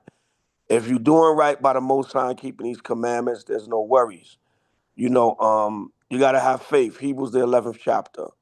So, you know, it's just a balance. It's just finding a balance and understanding, you know, if you're gonna drive, you're gonna drive, but you can get in an accident. You know, I've been on them trains a lot, like especially back and forth between New Jersey and I'll say this and then I'll land Salakia. I've been on them trains, especially back and forth between Jersey and New York. And them Amtraks come through there, man. I'm telling you, them Amtraks come by and they will make you give up the ghost. Cause them Amtraks be moving. I don't know how they take that bullet train in China. I don't think I could be on a train moving that fast. Them trains move, and when they whistle by, if one little derailment happen, that train is finished. That's how fast it be going. So I just say that to say you can be on any type of mode of transportation and an accident or a crash or something could happen. Look how these people drive, man. So, you know, the bottom line is, Israel, have faith. If you're going to fly, you're going to fly. Pray, have faith, and the Most High should, you know, allow you to land. People going to fly because they got to do what they got to do. Like yesterday was that pagan Valentine's Day. People traveling for the Valentine's Day. They like, man, I'm getting on this plane. But you got to have faith. You know, if you're in this truth, you're doing the commandments, have faith. And, you know, if you got to fly, you got to go a little distance. It's more feasible to fly than to take some 22-hour drive, than just have faith that the Most High will allow you to land safely. All right? Like it tell you in Proverbs, you know, the horse is ready against the day of battle, but safety is of the Lord. So put your faith in the Most High and Yahweh Shai, whether you're going to get on a plane, you driving, you walking, you know, the Most High got you no matter how you're traveling. Come here, Shalom. Come here, Shalom. We're going to talk about the plane, trains, and automobiles, you know, as we go on. Okay, let's finish out Psalm 30. Well, not finish out, but Psalm 123. And where we at? 2. Matter of fact, start verse 1 again. This is the book of Psalms, chapter 123. From the top. Unto thee, Salaki, unto thee lift I up my eyes, O thou that dwellest in the heavens. Looking to the Most High. Go ahead. Behold, as the eyes of the servants look unto the hand of their masters, and as the eyes of a maiden unto the hand of her mistress, so our eyes wait upon the Lord our God, until that he have mercy upon us. Because, coming out of slavery and, not knowing who we are and everything like that, you know what I mean? The Most High turned his face from us. Now we want him to, see what we talking about, Well, oh, look at them. They're trying. They're down there trying. What is he saying? Oh, look at him. He's fasting. He's reading the scriptures. She's reading the scriptures. She's fasting. Like what are they asking for? What's their request? You know what I'm saying? Go ahead, verse 3. Verse 3. Have mercy upon us, O Lord. Have mercy upon us, for we are exceedingly filled with contempt. The disrespect that these heathen nations give to us. Go ahead. Our soul is exceedingly filled with the scoring of those that are at ease, and with the contempt of the proud. We're despised. You know what I'm saying? And these Edomites at ease. It's a walk in the park to them. They ain't worried about nothing, But it's time to put them on notice. It's time to take the kingdom, It's time to get busy, Let's spiritually take advantage, of what the Most High has given us. It's given us a connection to him, and that's something that, we gotta take that seriously. All right. Now let's look at somebody that's filled with contempt of the Israelites, the disrespect. All right, let's go to Zechariah chapter 12 and verse 4. But hold that, don't bring it out just yet. Now, I'm not going to play this whole video. It's a lot of cursing. So if there's children in the room, please, ear muff it, or, I'm not playing the whole video. It's just a few parts of this video, but it makes sense with the next video, if you can understand that, you know what I mean? But hold Zechariah, and let me just put this video on. This is Motley Crue, a Edomite rock band, and here's what they think about you. I'm sure you already know, but You just out for a stroll on another one. Trying to keep up. mute your phones.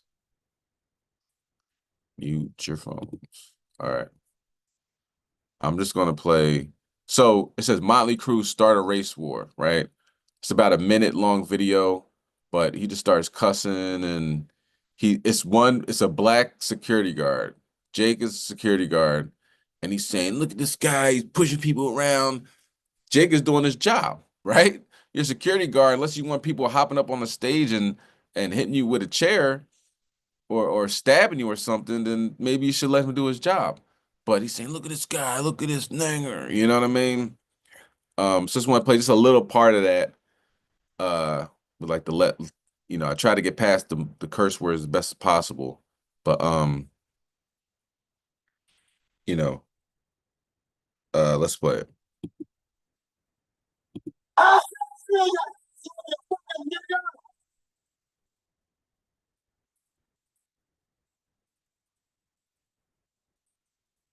So and like I said, he just keeps cursing. This guy right here, yo, punch him, punch him. He's telling the whole crowd to beat up this one black security guard, and the guy has to try to climb up, like, yo, it's 1,000 people in here or whatever. You know what I mean? They're about to jump me. He's like, yeah, punch this, you big black man, just cussing him out, giving him all types of problems and issues for him doing his job.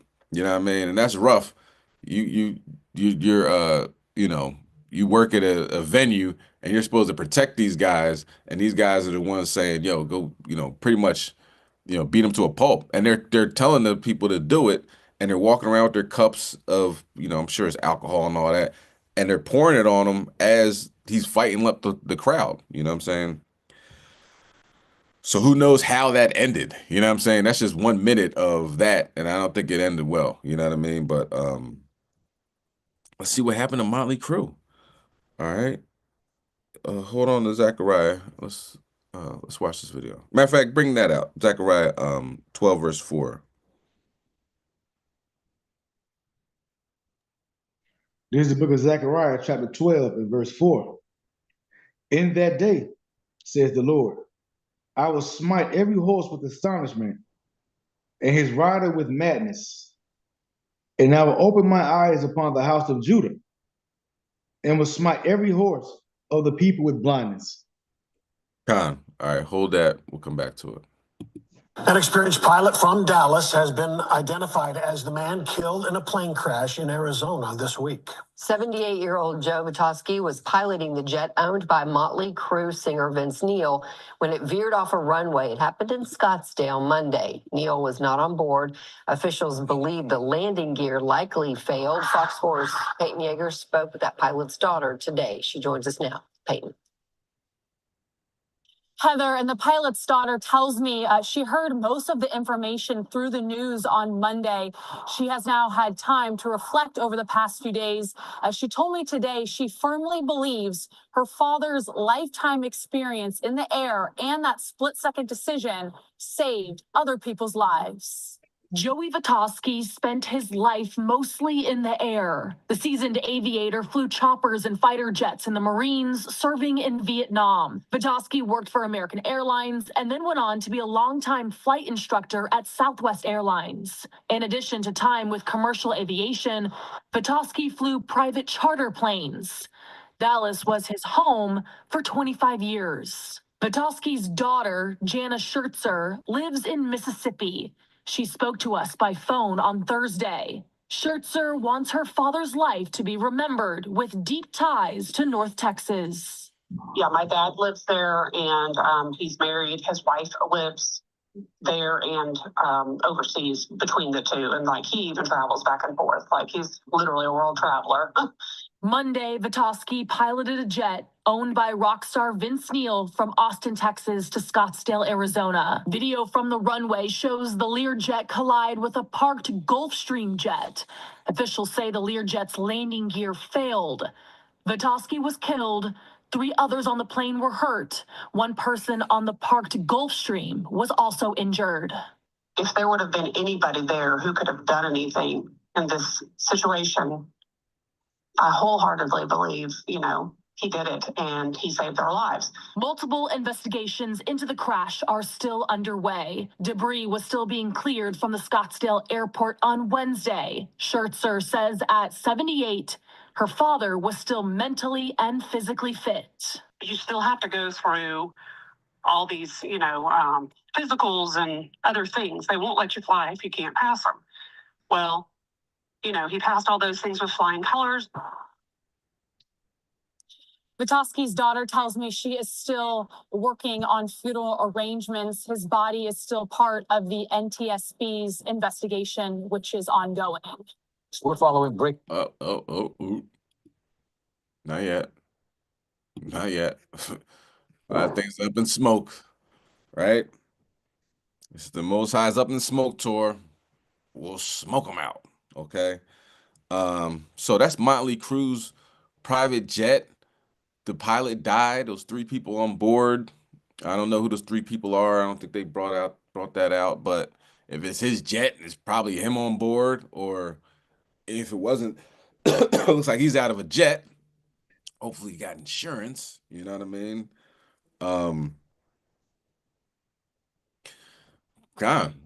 So that's what happens. This is we're looking at it. We're looking at things manifest right in front of us. Go inside the turn. Like that. Yep.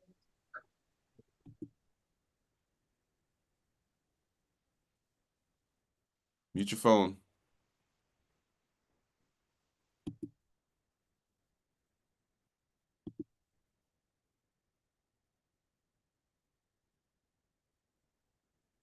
I don't know. Anyway, all right. What was I saying? Okay, let's go back to Zechariah. Zechariah chapter 12, and let's read verse, where are we at? Let's read verse 5.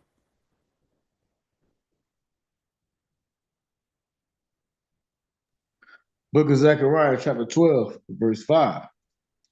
And the governors of Judah shall say in their heart, the inhabitants of Jerusalem shall be my strength, and the Lord of hosts their God.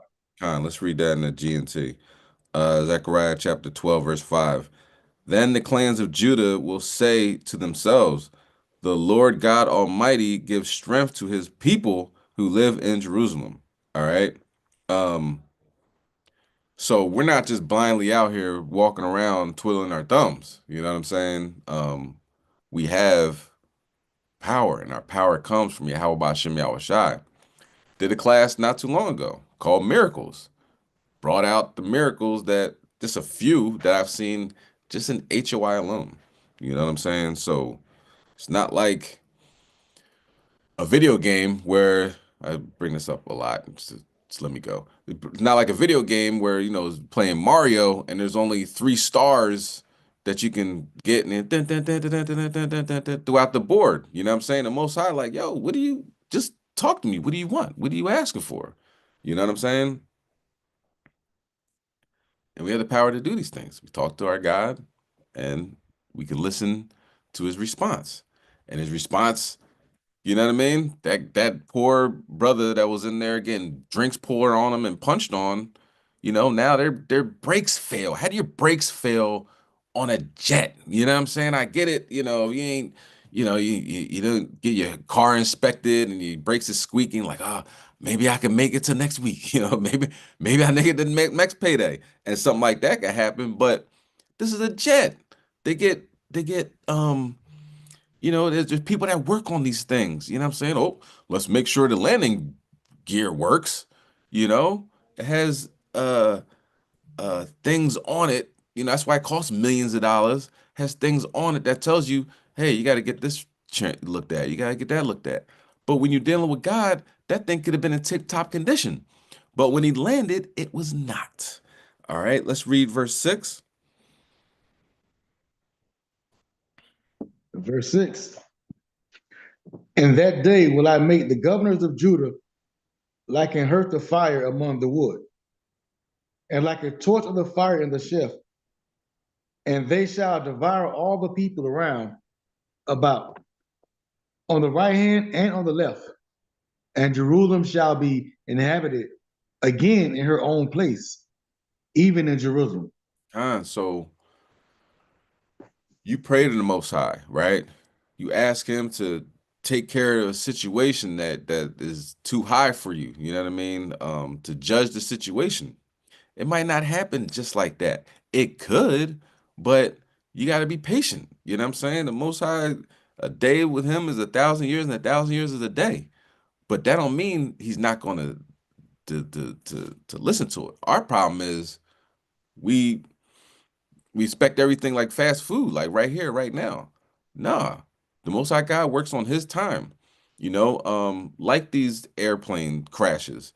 He might just have this person and other people that he wants to get out of here all happen to get on the same plane at the same time, and it might take some time.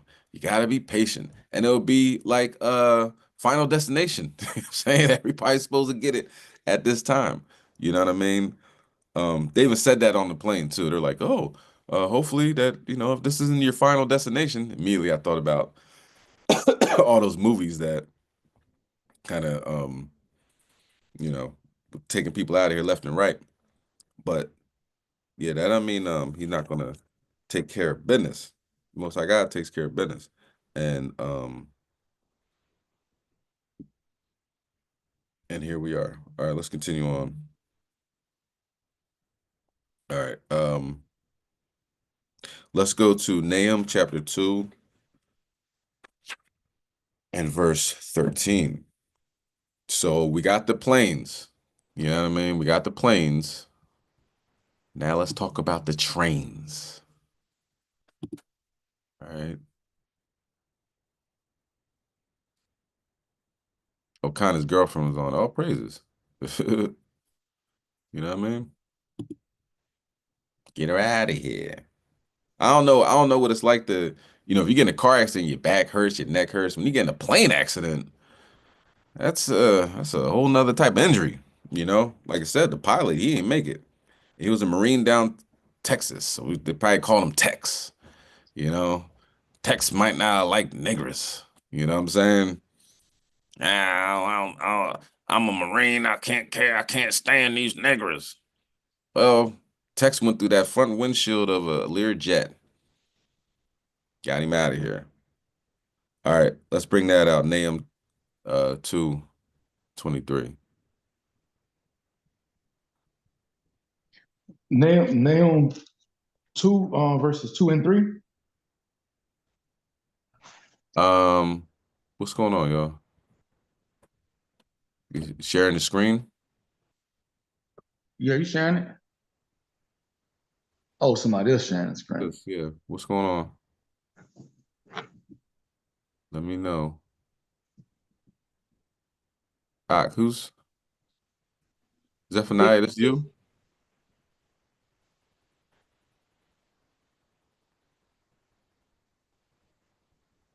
Zephaniah, are you sharing your screen? I was trying to. God, my bad, my bad. Slovakia.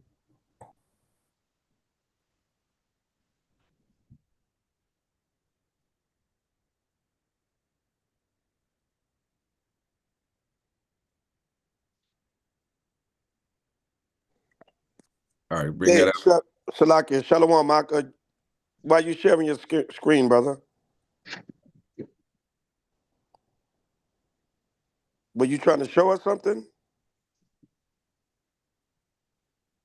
No, brother, I'm I'm just trying to learn about this, Zoom thing. I don't really know too much about it, so my bad. I didn't mean to do that. Slovakia. Okay, Khan. Well, we can make an experiment Zoom room one day. But during the class, try to just be on and listen. But if brothers and sisters want to learn about the Zoom, maybe that could be a separate Zoom we can set up so you can learn about sharing your screen and things of that nature. But Yeah, don't experiment.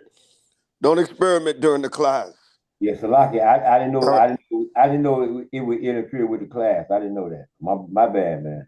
All right, it's all good, Art. Okay. Go ahead, Kasaj, just Salakia. All right, Khan. Let's bring out Nahum 2:13. Khan 2 and 13. It's the book of Nahum, chapter 2 and verse 13. Behold, I am against thee, says the Lord of hosts, and I will burn her chariots in the smoke, and the sword shall devour thy young lions. And I will cut off the prey, Salaki, and I will cut off thy prey from the earth, and the voice of thy messengers shall no more be heard. Khan.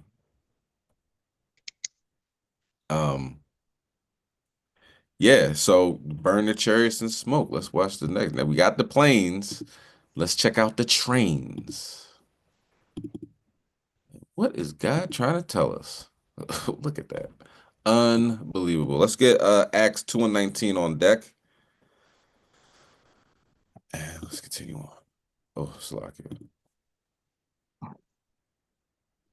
We're following breaking news in Delaware County. A SEPTA train packed with hundreds of people erupts into flames. The train caught fire about 6 o'clock and came to a stop near the Crumlin station in Ridley Park, sending a plume of smoke into the sky. CBS Philadelphia's Alicia Roberts has our coverage tonight. The fire broke out around 6 p.m. here at the Crumlin station in Ridley Park, halting all service to Delaware. Passengers say the train was packed for the evening rush when this all happened. They're grateful no one was seriously hurt. Take a look at this picture of the fire at its peak. You can see flames coming out of the windows of this SEPTA train and heavy smoke from the top. Officials say the 6-car train along the Wilmington-Newark Regional Rail was carrying around 350 people when this emergency happened. They say the fire was reported under the lead car. Passengers told us they saw the fire near the engine and reported smelling smoke as soon as the train left Philly. The pictures really tell the story of how serious the situation this was. And, fortunately, we have an outcome where we don't have any serious injuries, which is pretty incredible considering what we've seen. So our crew acted quickly. They're well trained. Their training kicked in. They did exactly what they were supposed to in terms of getting people off of the train safely. I was boarding the train, and before we got a little closer, it was smoking. It was. Ooh, okay, let's bring that out. Acts chapter 2 and 19. This is the book of Acts, chapter 2 and verse 19. And I will shew wonders in the heaven above, and signs in the earth beneath, blood and fire and vapor of smoke. Let's continue on. I smelled burning smoke, and we eventually stopped right here. But the top of it was burning. Once again, despite all of this heavy fire and smoke, no serious injuries were reported.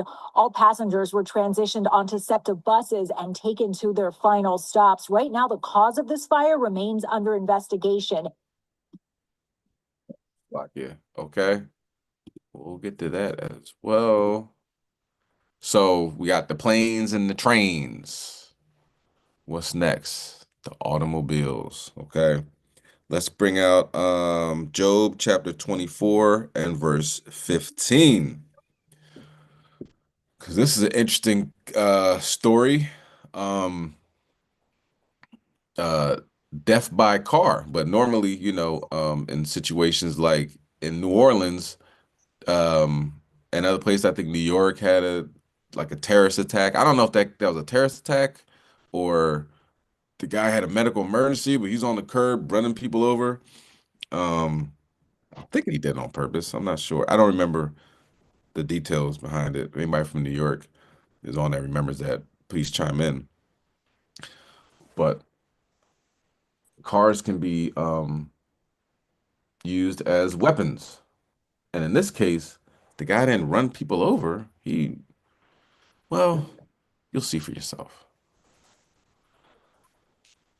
Let's bring that out. Job 24 and 15.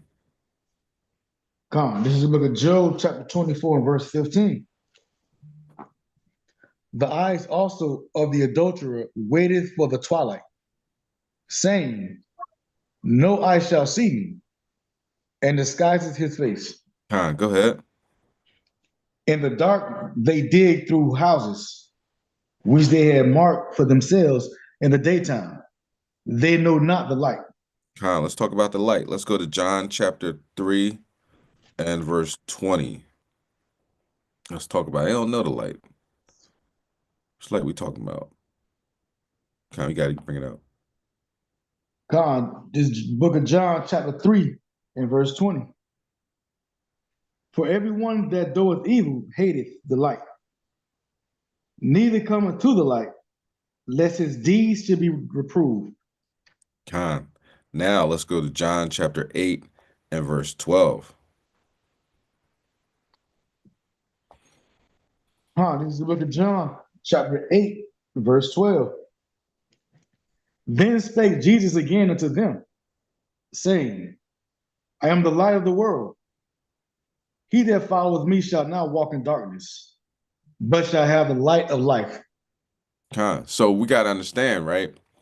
Think about Adam and Eve. They were brought together. You know what I'm saying? The Most High wanted them to be together. Paul talks about, becoming one flesh. You know what I'm saying? So imagine God, the Most High God, bringing two people together, and here you come. You know what I mean? Like, oh, you married? Oh, no. What your man got to do with me? You know what I'm saying? You all up in her ear. You know what I mean? Just in the way. You know what I mean? Or vice versa. She's the aggressor, or but it takes two to tango, so to speak. You know what I mean? So that mindset of adultery and that sneakiness and stuff is not of the Most High. You know what I'm saying? Just sitting around like it was twilight, it was dark now. Okay, all right, I'm gonna go to my girlfriend's house, or I'm gonna go over to Ricky's house, knowing daggone well you creeping out outside of this relationship that the Most High put together. Okay, now let's see what happens. We got the planes, we got the trains. Now let's check out the automobiles. This is a very unique story. I never heard nothing like this, but we'll talk about it when we get back. A man and a woman allegedly having an affair are killed in a crash. Police say their car was struck by the woman's husband. Good evening. This is the KTLA 5 News at 5:30. I'm Cher Calvin. And I'm Mike Olma. That deadly crash happened in San Bernardino after the husband reportedly confronted his wife. KTLA Shelby Nelson live in San Bernardino and has more on the investigation. Shelby. Sure, Micah, this is being called a love triangle that took a turn for the worse. And according to that woman's family, she was a church-going woman, a mother of three, who was in the process of trying to leave her husband. At the intersection of Paris Hill Park Road and Pacific Street in San Bernardino, a memorial symbolizes what tragic event happened here just over a week ago. A man and woman now identified as 25-year-old Asia Guerci and 31-year-old Charles Dark were both found dead inside a vehicle after what appeared to be a crash. Mangled guardrail and a damaged fence show what's left from the impact. San Bernardino police were called out just after midnight on January 26th, but eventually determined that this was much more than an accident. This was a homicide. Police say the suspect, identified as 31-year-old Isaac Albert Perez, ran his wife Asia and the man who she was having an affair with and who was believed to be her coworker off the road. I thought she was a church-going woman.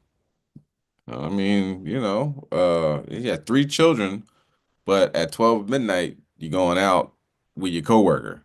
That's not gonna work. That ain't gonna cut it. And main man ran them off of the road, and they both died. You don't normally, they run people over or shoot them, whatever. That's not, that's 6 million ways to die. Choose one. All right. Let's get Job 24:17. Bubble Shaw.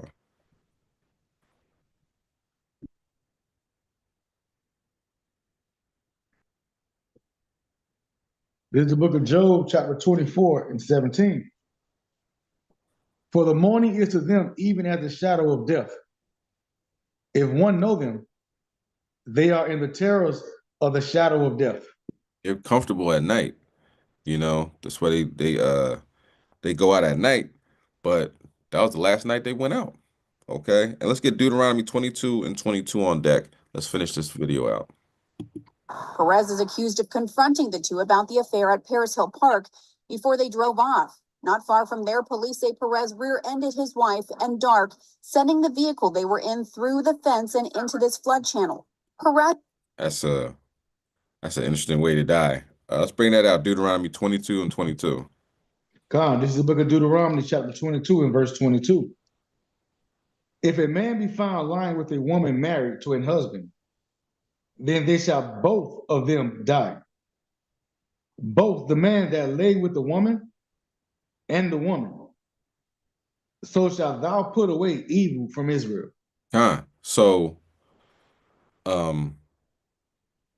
yeah, don't take it into your own hands like this guy did, but the Most High God he'll take care of business, and got them both out of there.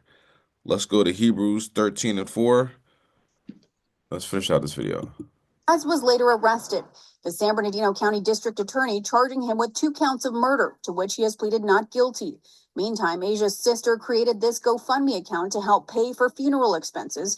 Her sister saying that Asia was a mother of 3, taken by the father of her kids and a man she'd been with for 11 years. Court records show that Asia filed for a restraining order against Perez back in 2021, citing domestic violence, but a judge denied it. In a statement to the LA Times, Guerci's sister says Guerci was in the process of leaving her husband. As for Asia's love interest, KTLA has reached out to his family for a response.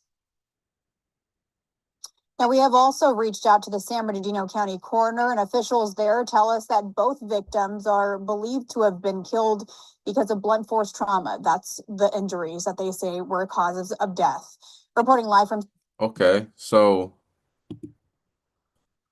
in the process of leaving by hanging out with your coworker at 12 midnight, I don't think they were she was necessarily leaving, she was having an affair. So it's a big difference in that. Not like she was packing her bags and she was on her way to the airport and all this other stuff.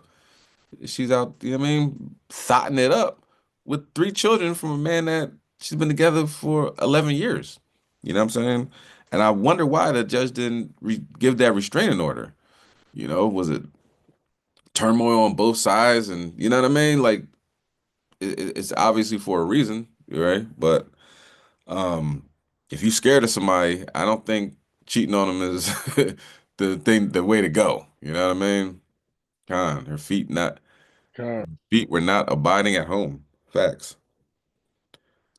All right. Somebody say something? No, I said Con. Now I got a Oh, precept when you're oh. done. I like it. Khan. Shalom. Yabashim Shabbat. Shalom. Yabashima Shabbat. Um, you bring that out, Hebrews 13 and 4. Come on, this is the book of Hebrews, chapter 13 and verse 4. Marriage is honorable in all, and the bed undefiled. But whoremongers and adulterers, God will judge. That's a judgment. So for her to have to say, have a GoFundMe and saying, oh, she was a good person, it's very difficult to be caught, in an armed robbery and getting shot by the victim. And then, your mom gets on the camera with her blonde, neon green hair or whatever like that and says, he was a good boy. He he was getting his life together. Ma'am, he just stuck a gun in 5 people's face, what I mean, before the 6th person shot him dead. You know what I mean? It's very difficult to be literally dying in your sin. You know what I'm saying? And to say, they were trying to get it together. All signs point to not really, you know what I'm saying? Sticking up hard, hard working people and snatching old ladies' purses and then getting shot, that's not getting your life together. Creeping out with 3 children at home at midnight, talking about, she was going to leave him. That's not getting it together. You know what I'm saying? It's very difficult to try to correlate those two, that wasn't too bad. But that's judgment. And then to die by getting like it's rear-ended into a ravine and falling down into one of them ditches they have over there in California. And you know what I mean? That's the last thing that you did. That's tough. And the kids got to grow up. Mommy was in the way. All right. Who's that? Yeshaya?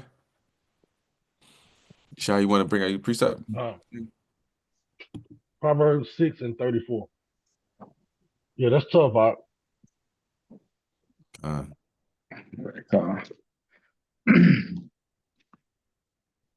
Is it Proverbs 6 and 34? Yeah, you're gonna read down to 35. That's tough, man. That's tough. Man, our people gotta learn the hard way.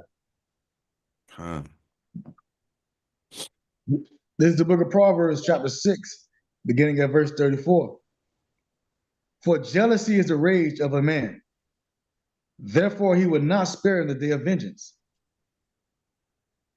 He would not regard any ransom, neither will he rest content, though thou givest many gifts.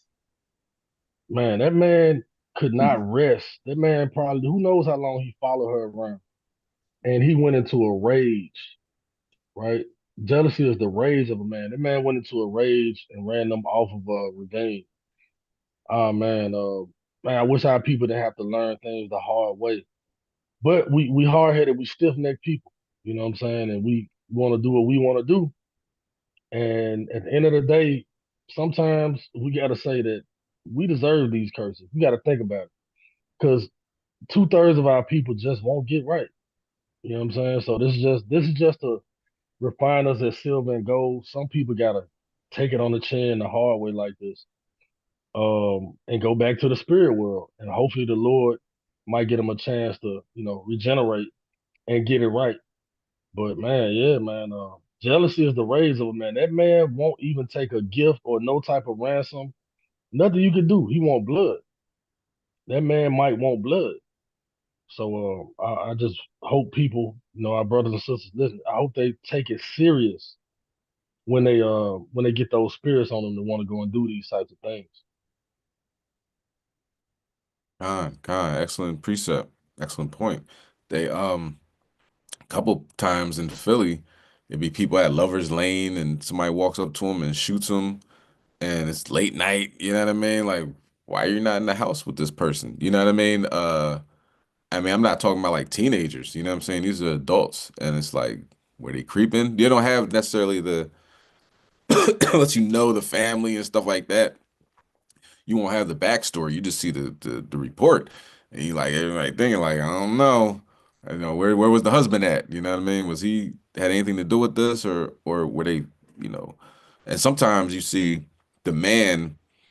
It'd be two married people like this. The guy's married and the woman's married, and they meet up and do their thing or whatever, and somebody gets wind of it, and that's all she wrote. And other times Kelly Drive, which is, this like a windy road in Philly, and it's water right there.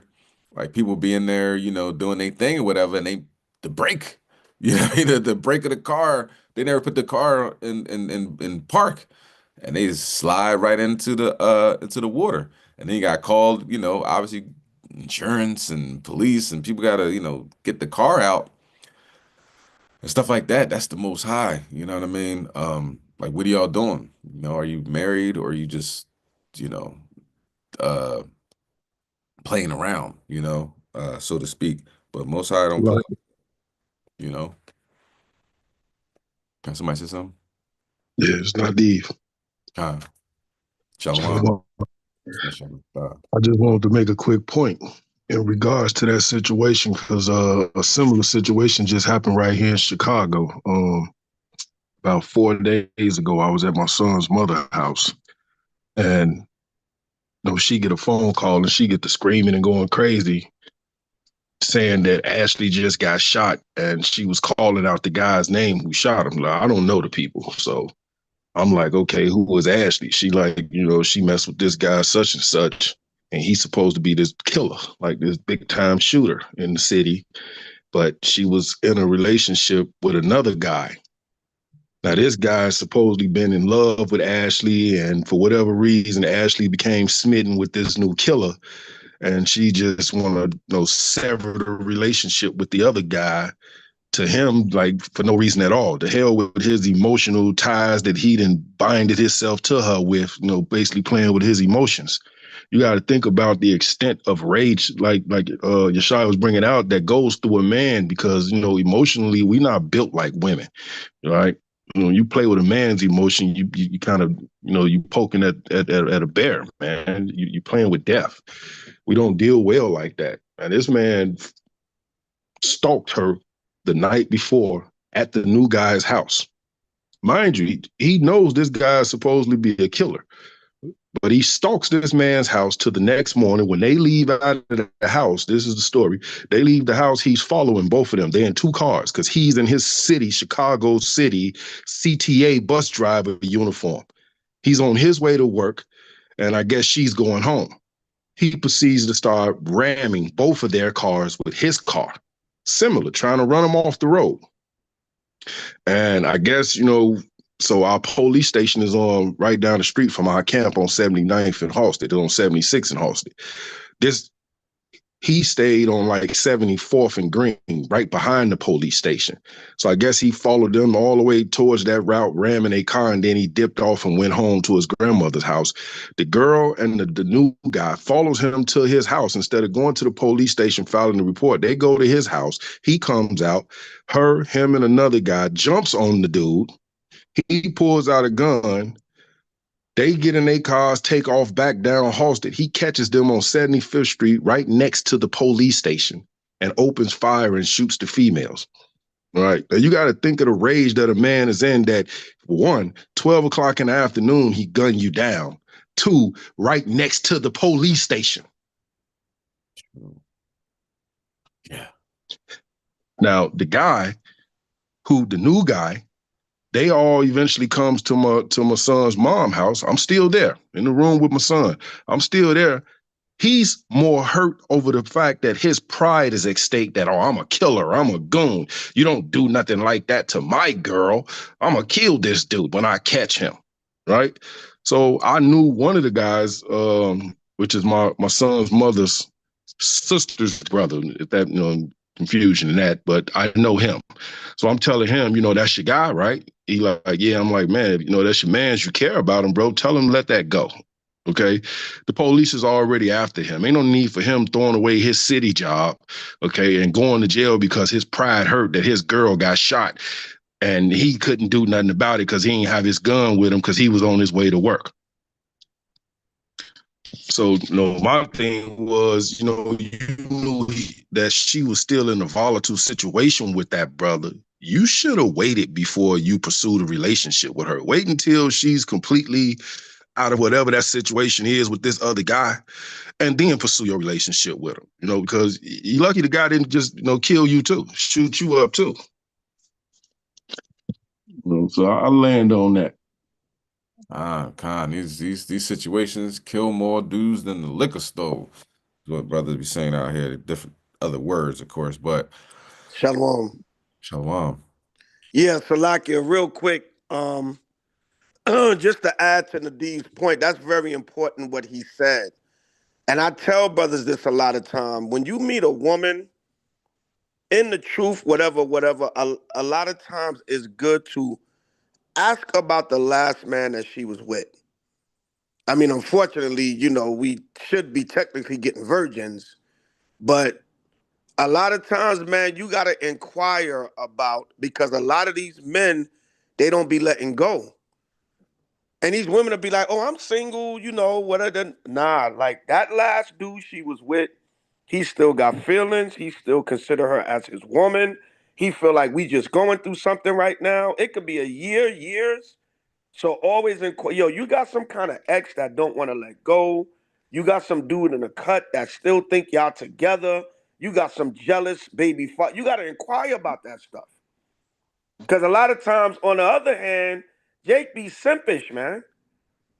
Jake be just, I don't want nobody that don't want me. You know what I'm saying? Oh. Jake be like, but come on, babe. And so a lot of times, like I watch a lot of them true crime shows, and you'll see that these dudes don't be wanting to let go. Like sometimes women don't want to let go.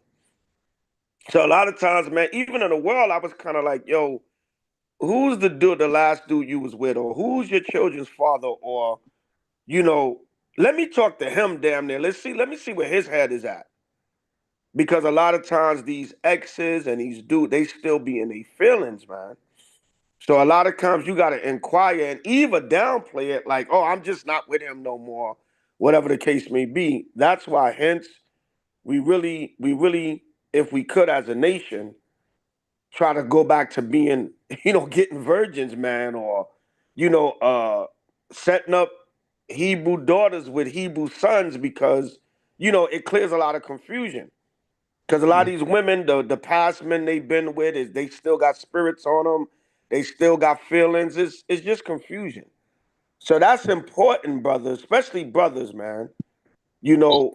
Inquire. Look, you got some jealous ex. You got some dude that don't want to let go. Who is the last man that you was with? And is this dude clearly out of your life? Is he out of the picture? Y'all divorced? Whatever the case may be.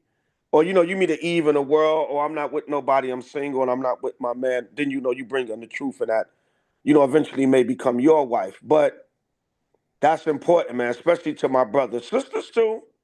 You can ask a man, who you been with, your children's mother, who was the last woman you was with, whatever. Is that shit crazy? You can only do the best, that you can. But a lot of times when you meet somebody, it's good to inquire. You got a crazy baby father somewhere. You got a dude that y'all broke up 5 years ago and he think y'all just going through something. You got to really be careful with that. And Jake be simpish a lot of times. Like, look, the woman don't want you no more. What can you do, brother? Move on. You know what I'm saying? So you see a lot of situations where he's straight up cheating on her. Like Nadiv said, men's emotions are different. Eve straight up dealing with another dude. Then Jake, oh, why? And he's crying. And what did I do? What do you mean? What did you do? You know what I'm saying? Even if you did something, she's straight laying, bedding down with another man. You know, so it's just jacked up in this society, the so-called relationship dynamic. And one more thing, the scriptures say, the scripture you read, the eye of the adulterer waited for the twilight. A lot of times, look at the titles they put on these creeps, you know, for lack of a better word. That's my sneaky link. That's my side piece. That's my side short. All kinds of nonsense. Yeah, I got my husband at home, but you know, that's my little work boo. You know what I'm saying? And even within these titles, it sound off. How you got a work boo? How you got a sneaky link? How you got a side piece, a side? Who wants to be a side piece? You know what I'm saying? Who wants to be a sneaky link? So even in the titles that they use, that's how you know it's off. A sneaky link. You know what I'm saying? So Jake and Eve, man, we was talking about it at camp last night. There was a video on Instagram, TikTok, one of them, and the girl was talking about how so much adultery goes on her job. She's like, everybody in there just having sex with each other, and they got families at home. She even went into, not to take it there, but how they performing fellatio on each other at the job and barely know each other, just committing all kinds of sexual fornication on the job. Cause she says she work in a warehouse. People be creeping behind the shelves and all kinds. She said it's just off. And she said a lot of these people got relationships and families at home, and they come into the job committing all kinds of sexual adultery and lewdness and just creeping around on the job, doing little sexual stuff with each other in the back room, the stock room, whatever. And she's like, it's bad. I want to get out of here, but I need my job. But it's just nothing but fornication going on here. So this thing is normal in the world, man. It's normalized. And, you know, normally somebody don't use it like a car. That's how you know the person is real angry, because they're using a car to try to kill you. Usually they get a gun or a knife or whatever, but they so angry, they using that car as a weapon. They trying to ram and kill you, and they don't even have time to jump out the car and try to shoot you. It's like on sight. I'm in the car, I'm using a car as a weapon. You know what I'm saying? So it goes along with the point of the class, you know, the plane, trains, and automobiles.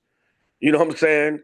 How people using their cars when they're hurt and they're violated in adulterous situations, and they're using their cars as weapons to kill people.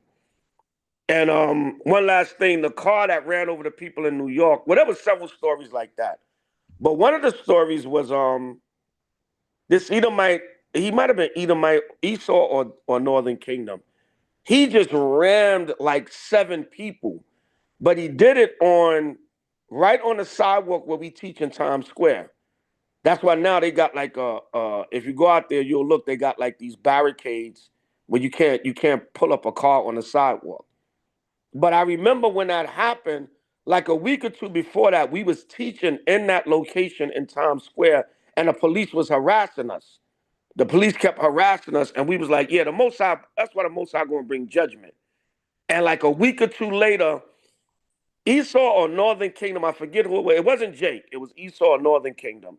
And they rammed their car right through the sidewalk where we teach in Times Square. And I think they killed like 7 people, and like a couple of people got injured. You know, they ran over a lot of people right on the sidewalk where we still teach to this day in Times Square. And right like a week or two before that, that's why, like Kassai just said, like the class a couple of weeks ago, are you ready for a miracle? I've seen things just like the brother said, just right here in HOI. And this is not to exalt us or whatever, but I've seen the power of the Most High work right within our camp dynamic.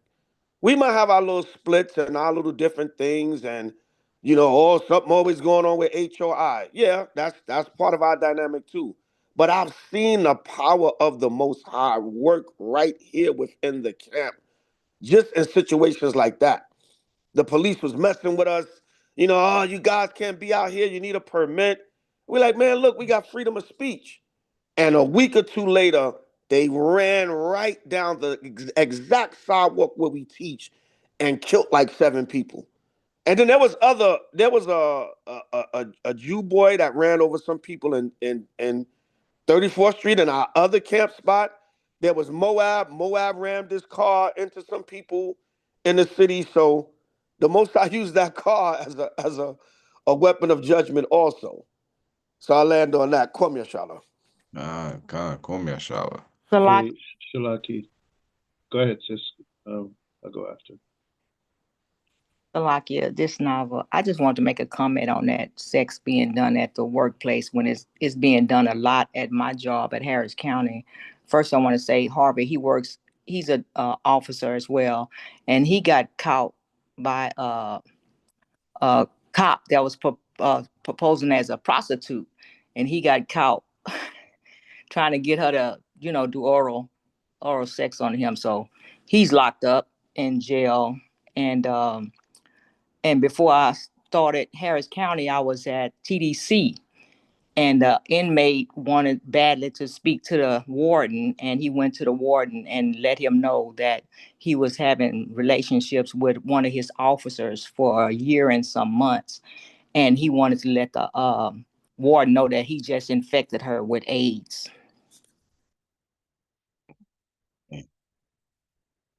There's that judgment. God. Well, go ahead, Shemai. These workplaces, man. Yeah, this is a lot of crazy stuff is happening, man, and we could see the violence increasing.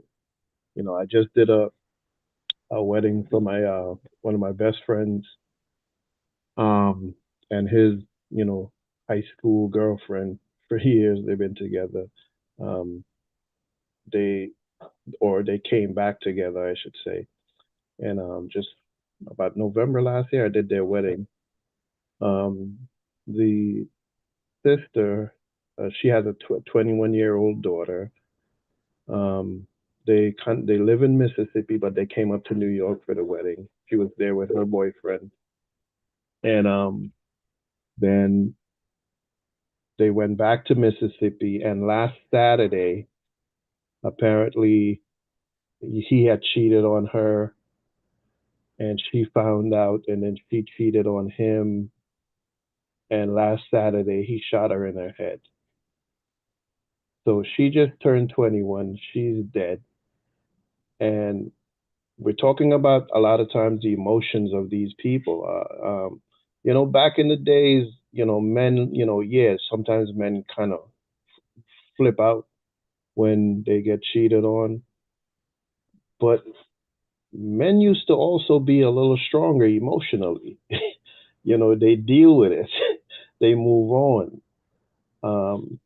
And it's important to know the mindset, the mind state of a lot of these brothers growing up, because they grow up on that feminine energy where they don't act, they just react to the situations that happen, and these crimes that you guys are describing, you're using your car, you're using literally whatever you have at hand. It's these crimes of passion, where you just so mad you're gonna use your car to kill somebody. People get stabbed up, and you see people get stabbed 100 times. Like, what the hell? Well, you need to stab somebody 100 times is because you're just going through the emotional trauma, and you're just lifting that knife up and back up and down, and before you know it, you stab the person 100 times, and then they're dead. And but hey, you cheated on the girl. I'm not saying that was right in any way. And now you get burned, and now bam, you shot her in the head. She just turned 21. And it's like, these kind of things you see happening a lot of times right now. A lot of people emotionally, Israel, you're not all there in the head in many cases. You might see somebody and think they're cool, and then they're trying to kill themselves on live on Facebook. This happened to another brother recently. the brother's trying to kill himself on live. It's like, what the hell is going on with Israel and their mindset? You know, they're snapping and just doing things out of order and things you don't expect, man. But yeah, if you got young people, you know, dating today, you gotta, as a parent, you kind of have to be in that relationship to kind of figure out the mindset of the female and also of the male that's dating your child, because they might seem cool at the barbecue, but how do they handle those rainy days, those stressful things, those sudden, you know, bad news or whatever the case is, man? Because, you know, for this young girl to be shot in the head, her life before her, no more, now her life is ended. It's like, damn. So, yeah, this is a serious thing that's happening in Israel right now, man. I yield. Kind of like Bosh said, this is the crash out era. You know what I mean? Like you said, emotionally can't hold it together. You know what I mean? In situations, and that's when, you know, scriptures come in, counsels, you know, things of that nature is important. Okay. Um, let's continue on. Let's go to Daniel chapter 5, verse 26.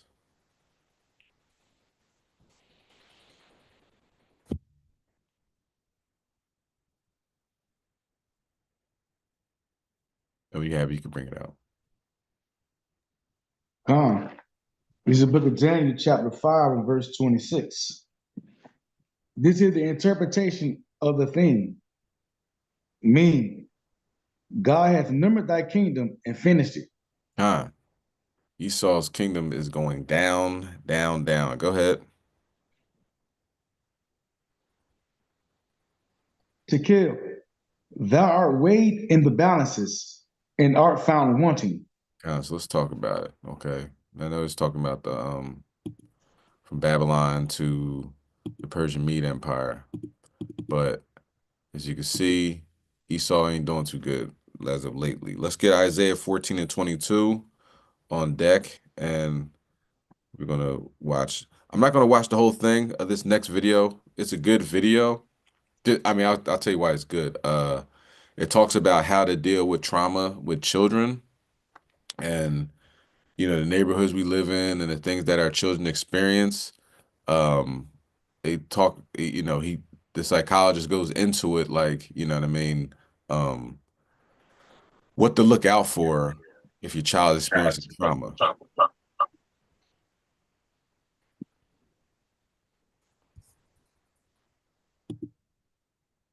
Okay, we're good. All right. But the main what we're going to watch is dealing with Esau and the Edomite household, how it's so nice and lovely. It's like heaven. It's fluffy and beautiful, and that's not the case at all. From San Bernardino, I'm Shelby Nelson, KTLA 5. 4 little girls reportedly shot by the one person meant to protect them, their own mother. 3 are dead, and the 4th is fighting for her life.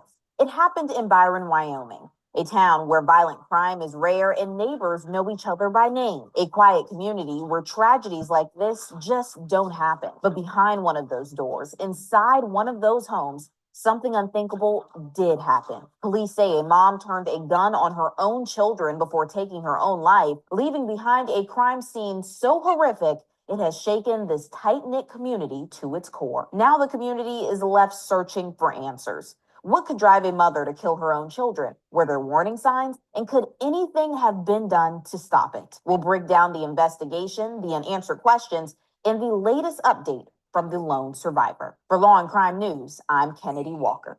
The tragic end for Tranielle Harshman is one no one could have predicted. Friends say she was more than a mother. She was their rock, their family, a woman who was constantly present in the lives of those she loved. Online, she's described as an incredible mother, raising her daughters to be authentic, loving, and respectful. But something changed. And on that fateful day, she reportedly made a choice that shattered her family. According to the Bighorn County Sheriff's Office, at 1:30 p.m. on Monday, February 10th, dispatchers received a call from Tranielle. She told them her daughters had been shot and she believed they were dead. She shared that 2 of her daughters were upstairs in their cribs while the other 2 were downstairs in their shared bedroom. Then the mother of 4 said something chilling. She stated when they arrived, she would be found in her upstairs bedroom and she was going to take her life as well. According to the release, the dispatcher pleaded with Harshman to stay on the phone until help arrived, but the mom reportedly replied over and over that it was too late. Despite repeated attempts to keep the call connected, the line allegedly went dead. Law enforcement arrived just minutes later and found the heart-wrenching scene. Inside were 4 children, ages 9, 7, and 2-year-old twins, all with gunshot wounds to the head. Their mother was also found with a gunshot wound to the head. 2 girls were instantly pronounced dead, and one of the twins passed away shortly after first responders arrived. But in the midst of this unspeakable nightmare, there was one glimmer of hope: a survivor. 7-year-old Olivia was still holding on. She was airlifted to Primary Children's Hospital in Salt Lake City. We blurred her face in these photos. And as hope hung on for Olivia, her mother's fate was still uncertain. Despite her severe injuries, Tranielle was alive when first responders got there and was quickly taken to the hospital. While Olivia's story is still unfolding, the emotional toll of this tragedy goes beyond physical injuries. The psychological impact on a child exposed to such extreme violence is often just as devastating and sometimes more lasting. To help us understand the deep. Okay, so like I said, this playlist is on Cyrac 20 and 6 YouTube channel. If you want to check out the rest of it when the psychology talks, if you have children that experience trauma or you experience trauma, it's just, going over what to look at, what to expect, So let's go to Isaiah chapter 14 and verse 22. This is the book of Isaiah chapter 14, verse 22. For I will rise up against them, saith the Lord of hosts, and cut off from Babylon the name, and remnant, and son, and nephew, saith the Lord. So the Most High is going to, the children, everybody got to go. You know what I'm saying? This is what's going to happen in Babylon. Go ahead. I will also make it a possession for the bitter, and pools of water, and I will sweep it with the besom of destruction, saith the Lord of hosts. Sweep the leg. It's destroying this place. It's only going to be for owls, and it's going to be a marsh. Go ahead, verse 24. 24. The Lord of hosts has sworn, saying, surely as I have thought, so shall it come to pass, and I have purpose, so shall it stand. So, I said it's going to happen. It's happening now. You know what I'm saying? This isn't the first time this happened. Like Esau is taking out the entire family, and this is the reality of what it means to be on the Most High's I won't say bad side, but you know what I mean? Like when the Most High looking at you for judgment, this is what happens. You know what I mean? Took out the whole family and left one person alive. If she makes it, as she's 7, there you go, completion. But she's gonna wake up if she does wake up out of her coma, or whatever. Her whole family's gone. You know what I mean? And that's judgment. All right. Let's keep going. Let's go to Genesis chapter 19, verse 24.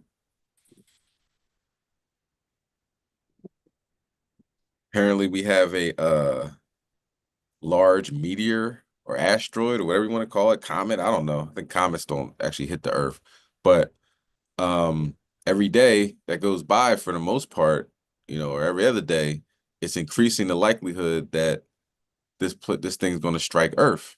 And when? 7 years. Interesting enough. Most I can make it happen tomorrow. One thing about, remember, a so-called comet or whatever called Oumuamua, they're saying, oh, look at this. It came from outside the atmosphere, or I mean, outside the galaxy, and let's pay attention to it. Then it started speeding up and going in directions that it ought not, and then they said this ain't no comet at all. I.B. Loeb, mentioned that, hey, that might be a so-called UFO, and they shunned him. They said, you're not supposed to say things like that. So who knows what it is, but it's a lot of talk going on about it right now. Let's bring that out in Genesis, King. God, the book of Genesis, chapter 19 and verse 24. Then the Lord rained upon Sodom and upon Gomorrah brimstone and fire from the Lord out of heaven. Go ahead. And he overthrew those cities and all the plain, and all the inhabitants of the cities, and that which grew upon the ground.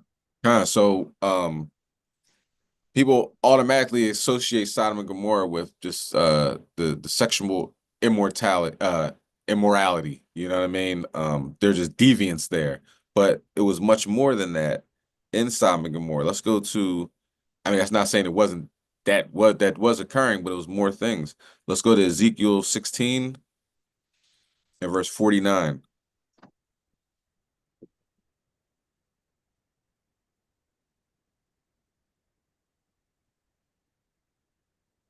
Ezekiel, you say 16 or 17? 16. This is the book of Ezekiel, chapter 16 and verse 29? 49. Slaki, verse 49. Behold, this was the iniquity of thy sister Sodom. Pride, fullness of bread, and an abundance of idleness was in her and in her daughters. Neither did she strengthen the hand of the poor and needy. So Sodom was going off all around the board. It wasn't just, wanting to sleep with the angels. Go ahead, verse 50. And they were haughty and committed abomination before me. Therefore I took them away as I saw good. So right now, if you didn't have brimstone on your bingo card, you might want to put that down. Let's watch the next video. Are there means to which it can be blown out of the sky or not? So NASA did a really interesting test a couple of years ago called DART, and they sent a spacecraft up to an asteroid to see if they could redirect it on its orbit. Effectively what they did, they call it a kinetic impactor, but basically they smashed the spacecraft into the side of the asteroid, and then that actually bumped it off its orbit. And we know that we can do that. Wow. So the science in Armageddon with Bruce Willis was not that ridiculous. I mean, I'm not sure we'd want to be sending a nuclear bomb into space. There are, some issues with where you would launch that from. But there is actually a NASA astronaut who was part of the 2021 intake who did work on drilling on oil rigs for over 10 years. So she's probably a step ahead of you on the Armageddon story. It's one of the great films of our time. Don't look up. The European Space Agency says the space rock has a 1 in 83 chance of hitting us in just over 7 years' time. Professional golfers have a 1 in 2,500 chance of hitting a hole-in-one. And if you watch sports highlights, you see a hole-in-one all the time. This asteroid has a 1 in 560 chance of hitting the Earth in 23 years, and that's according to some data from NASA. So that is concerning, because if you see a hole-in-one all the time from pro golfers, does that mean we should be really scared about this? Well, the good news is, as you mentioned, there's only 1 chance in 500 or so that will actually hit the Earth. But the bad news is we are sitting ducks. We are defenseless. We have absolutely no way to deflect or blow up an asteroid with our name on it. And right now we have no plans in place to push this out of the way other than an experiment. That's all we did. The first baby step was an experiment, but we don't have an operational system. Its mission accomplished at NASA, the very first planetary defense operation has successfully struck a harmless space rock orbiting an asteroid millions of kilometers from Earth. The goal was to nudge the little moon into a new orbit. It was an unprecedented dress rehearsal for the day an asteroid ever finds itself on a collision course with our planet. There is a potential danger in space, and it's on a collision course with Earth. It's still 7 years away, but scientists are already sounding an alarm. Danny New joins us from our own space station with more. Yeah, guys, reporting live from space, just keeping an eye on things, even though technically, like you mentioned, it would strike in December. Oh, that's close. In December of 2032. Hi, David. How worried should we be? I think this has the potential to be very serious indeed. The current odds on this rock striking us in 2032 are down to 1 in 67, which is unacceptable to ignore. We only have another couple of months to observe this rock before it goes out of sight.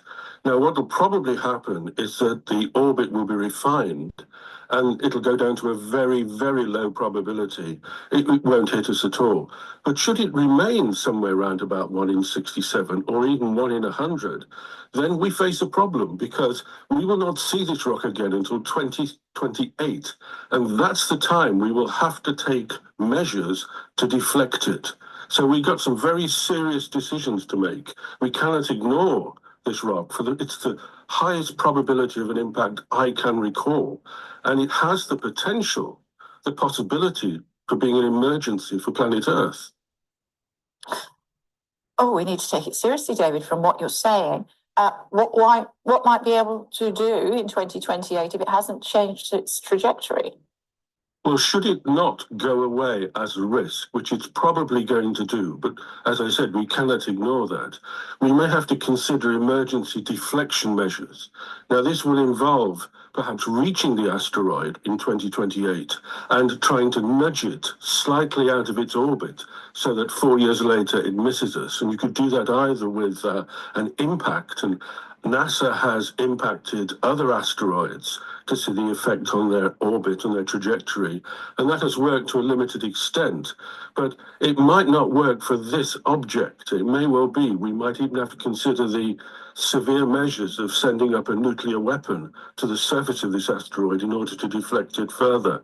This is probably going to go away, as all other lower probability impacts have done in the past. But this is a high probability impact compared to everything else. I mean, 1 in 67 is unacceptable to ignore. People buy lottery tickets in the hope of winning, and that's a chance of 1 in 14 million. So we have to keep a close eye on this object because it could turn out to be the most dangerous thing in space. 11 million kilometers from Earth, the spacecraft hurtled closer and closer to the rocky asteroid that was its target. And then, bullseye. Scientists and engineers at Mission Control cheer as the spacecraft smashes into a far-off asteroid called Dimorphos.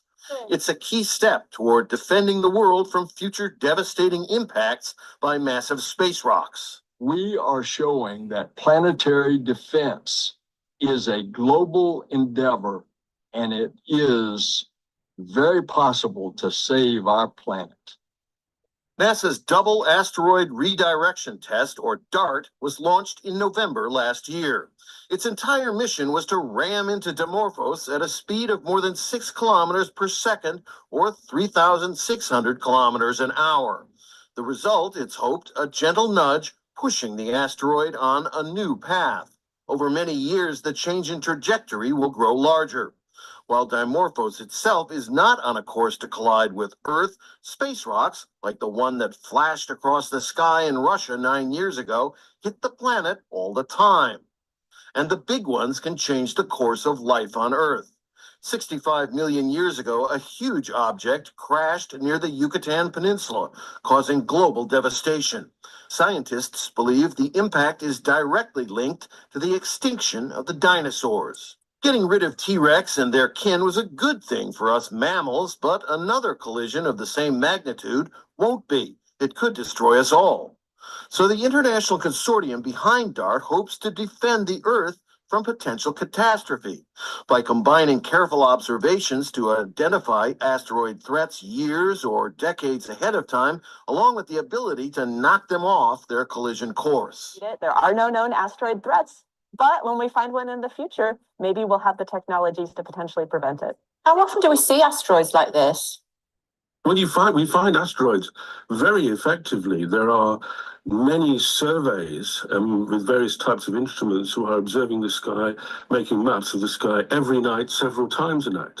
So we find objects which have a chance, a very small probability, usually down in the thousands, of striking the Earth sometime in the next few decades. But they've always gone away when you refine the orbit, when you get more measurements, and the measurement becomes more precise. So we're finding objects like this all the time. We only found this particular object, 2024 YR4, in December. So we could find another one in a month's time or now or next year, which has an even higher probability of impact. This impact like this, whether or not this turns out to be threatening to us, will happen in the future. There was an object which struck Siberia in 1908, which, had it encountered the Earth a few hours earlier, could have devastated London. These things happen every few thousand years, every few hundred years. Now, luckily, most of Earth is empty space. Most of the Earth is empty space, and that's getting increasingly less these days as we populate the planet. But I can't stress strongly enough that this is a threat that's not a bit of astro fun, that's not a bit of, gosh, isn't it amazing? This actually could turn out to be a serious threat to our planet.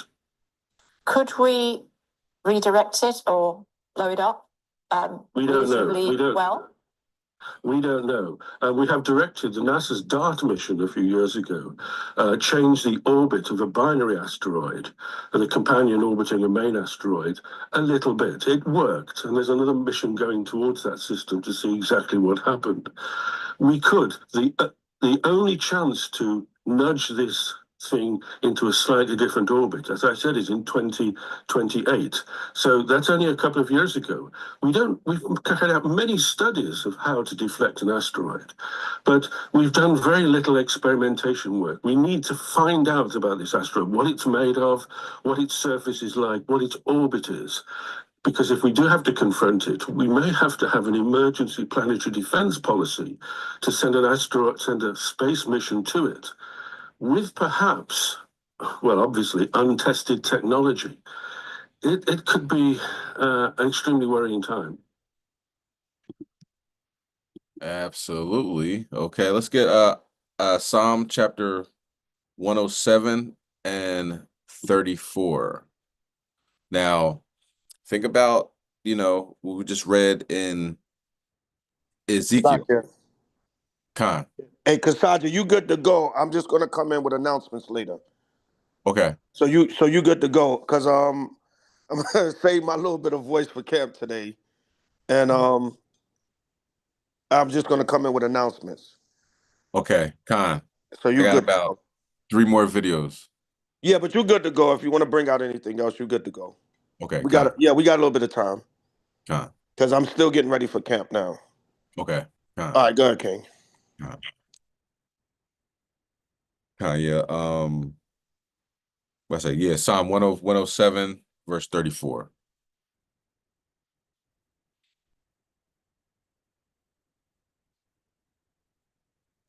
This is the book of Psalms, chapter 107, verse 37.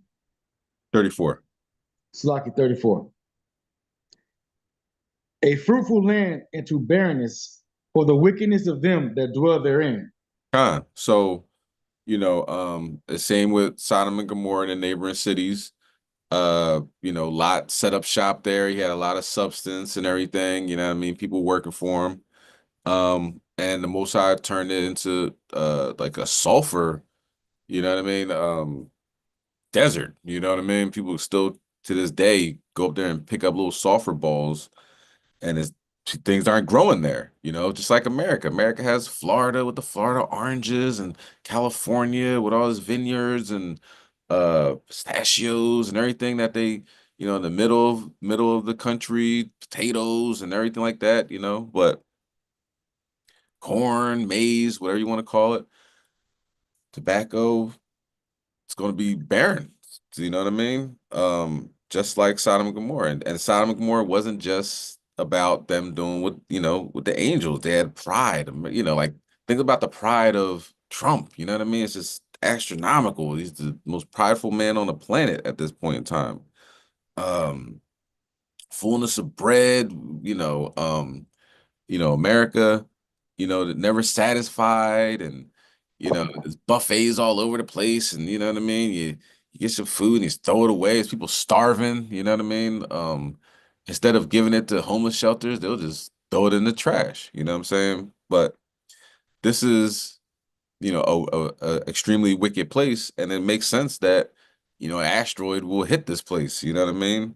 And destroy it. But of course, we all know that along with that brimstone comes thermonuclear destruction, them arrows being shot at America. All right, let's go to Second Ezra 14 and 34.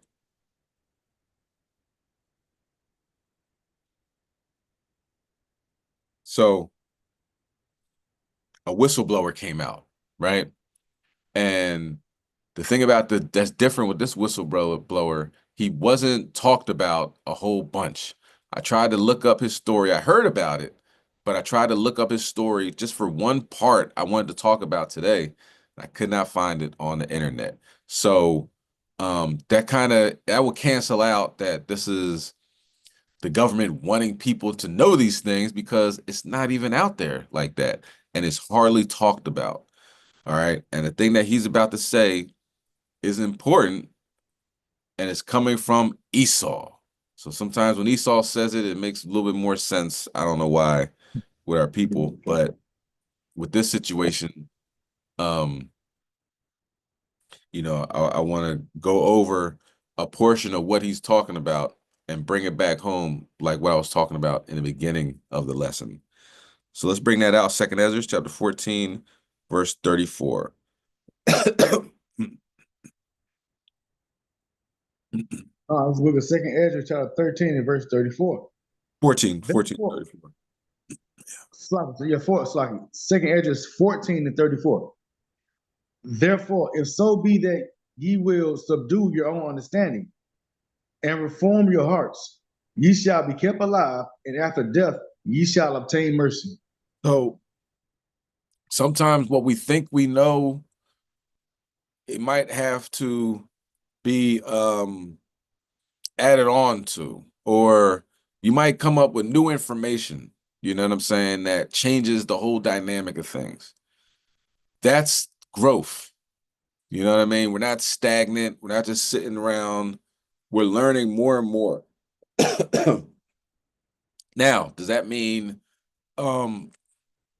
search the scriptures where it says Jesus wore Nike sandals and, write a and make a video about it, 10-part series? No, brother, you don't know what I'm talking about. Jesus had on Nikes, man. This is what it says. No, but it's something that can further your evolution, further your mind, then it's something you could at least check out. Okay. Let's go to Romans 12 and 2. Let's not be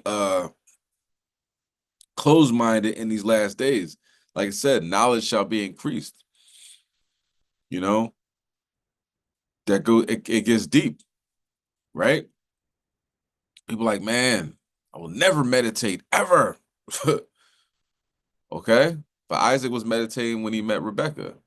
Paul says, meditate on these things, let's say, holy, I believe, or let me say, hold on, let me get that. Shlaki, you could bring that out though. Romans 12 and 2.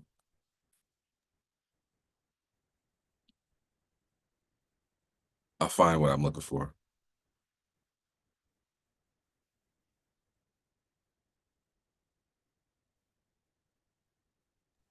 This is the book of Romans chapter 12 and verse 2. And be not conformed to this world, but ye transformed by the renewing of your mind, that ye may prove what is that good and acceptable and perfect will of God. So we get transform, you know what I mean? Not being of this world, living in this world, not being part of this world. We'll say 1 Timothy 4 and 15, meditate upon these things, give thyself wholly holy to them. Okay. David talks about meditating in the morning. You know what I mean? Try me, try the reins of my heart. Okay. Yahushua went to a quiet place in the morning on a mountain. You know what I mean? Well, away from people. It's all throughout the scriptures, y'all. All throughout the scriptures. So it shouldn't be something that's foreign to us, but it is, you know, and we can't blame anybody really at this point other than ourselves. We understand that Esau is the one that gives us the information, but we got to understand that we don't have to listen to him. You know, other countries have a whole nother mind state. We have our mind state living here in Babylon because Babylon has given us this mind state, but that doesn't mean we have to continue on with it for the rest of our lives. Okay. Let's get 1 Peter 1:17, and you can hold that. Hold that, and let's watch this video. Okay.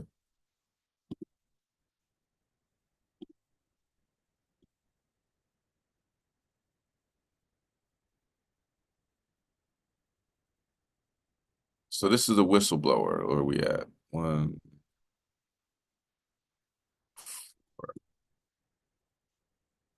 Covered that do not appear to be human technology. So this is a good thing to talk about because what we're dealing with is either non-human intelligence, if we want to use those words or that phrase or that acronym. It's either that or So he's a whistleblower. His backstory is he was a pilot, kind of sheep-dipped pilot, meaning he was in the army and then they take him out and have him work for private contractors and stuff, meaning like he's pretty much like a spy. And he does things that aren't on the books. They don't make it to CNN and MSNBC and all that other stuff. News Nation did the interview with him. But for the most part, you ain't gonna find other things, you know, people interviewing him, this, that, and the third. And you'll see why. Notice, I don't want to pause it. I want to talk through, you know what I mean? But he's gonna say, other people know about this. You know what I'm saying? Other people know that you can summon chariots. The Native Americans know about this. And he says other third world countries. Who do you think living in these third world countries, allegedly third world countries? That would be our Hispanic brothers and sisters. For whatever reason, Judah does not want the Southern Kingdom, you know what I mean, doesn't want to embrace the fact that your mind can connect with the Most High God. And it's Judah that really has to get this information because Judah is supposed to be at the neck of their enemies. All right? You can be at the neck of your enemy without pulling out pistols and guns and things of that nature. All right? And Esau is going to explain this. I had to watch this. I looked for it online. I couldn't find it. But I had to watch almost this whole video, an hour in, to get this one part that I wanted to bring out on this class.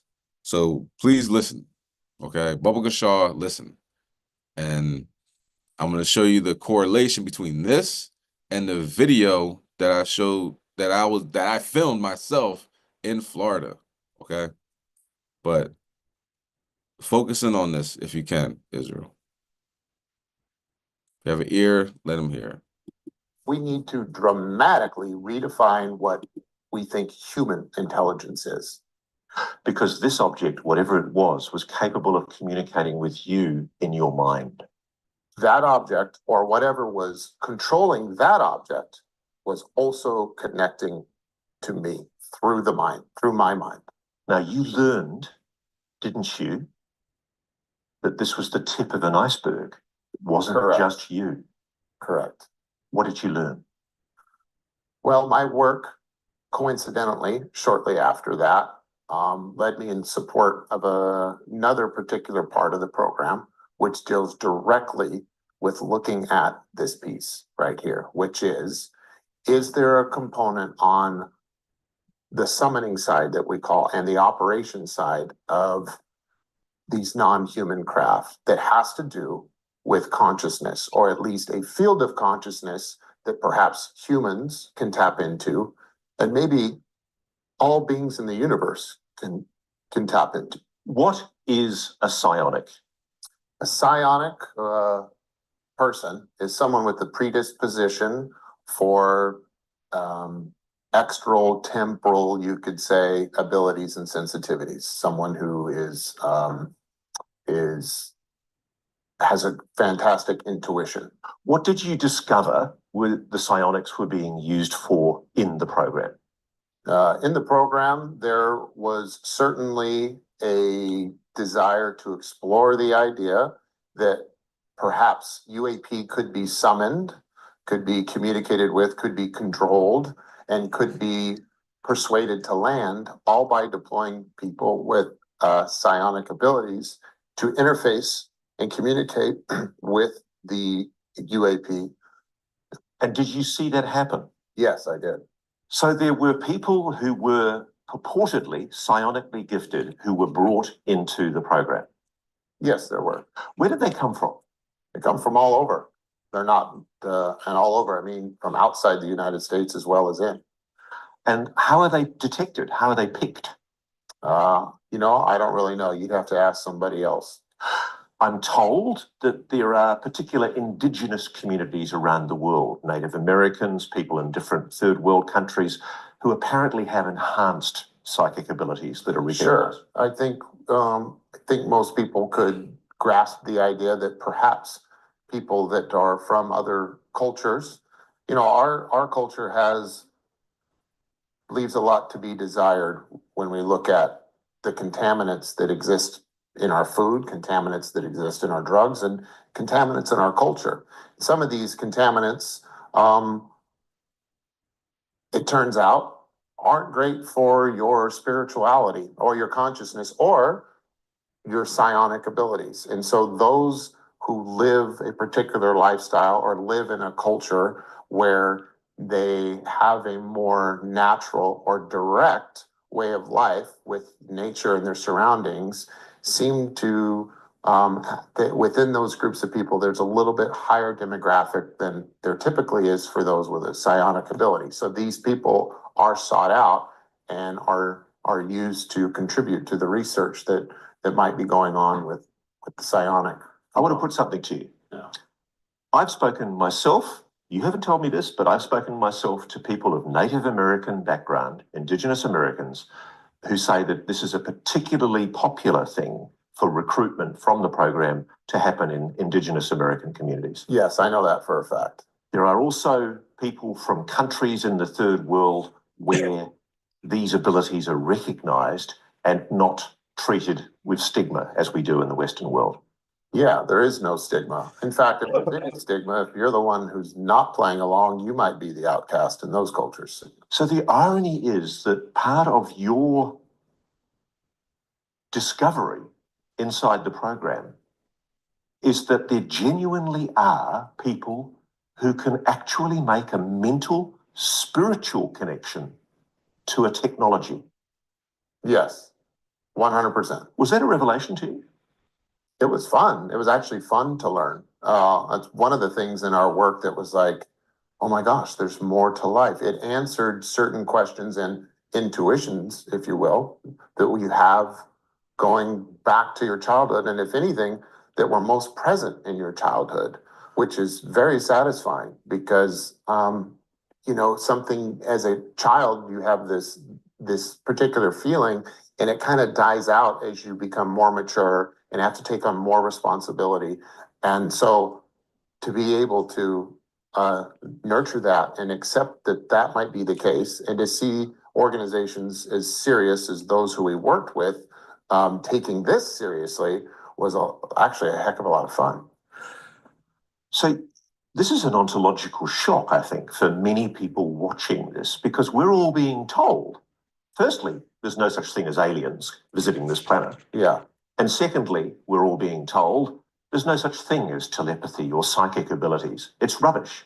Yeah, you know what? I don't think there is going to be an ontological shock. I think people are going to react to it the same way I did. I think it's going to be an ontological relief, because I think everyone deep down knows that there's more to life than what we are being told and experiencing. And to know that there might be something like a sixth, seventh, eighth sense that has a spiritual connection, and that might actually have a good nature and application behind it. Like, not only is it not shocking, but it should be welcomed, I would think. Well, I'd go further, Jake. It's beautiful. It's beautiful. And isn't that the message you got from whatever that intelligence Overwhelming was? sense of beauty. Overwhelming. And love? And love. And it's funny hearing an elite soldier talking about love.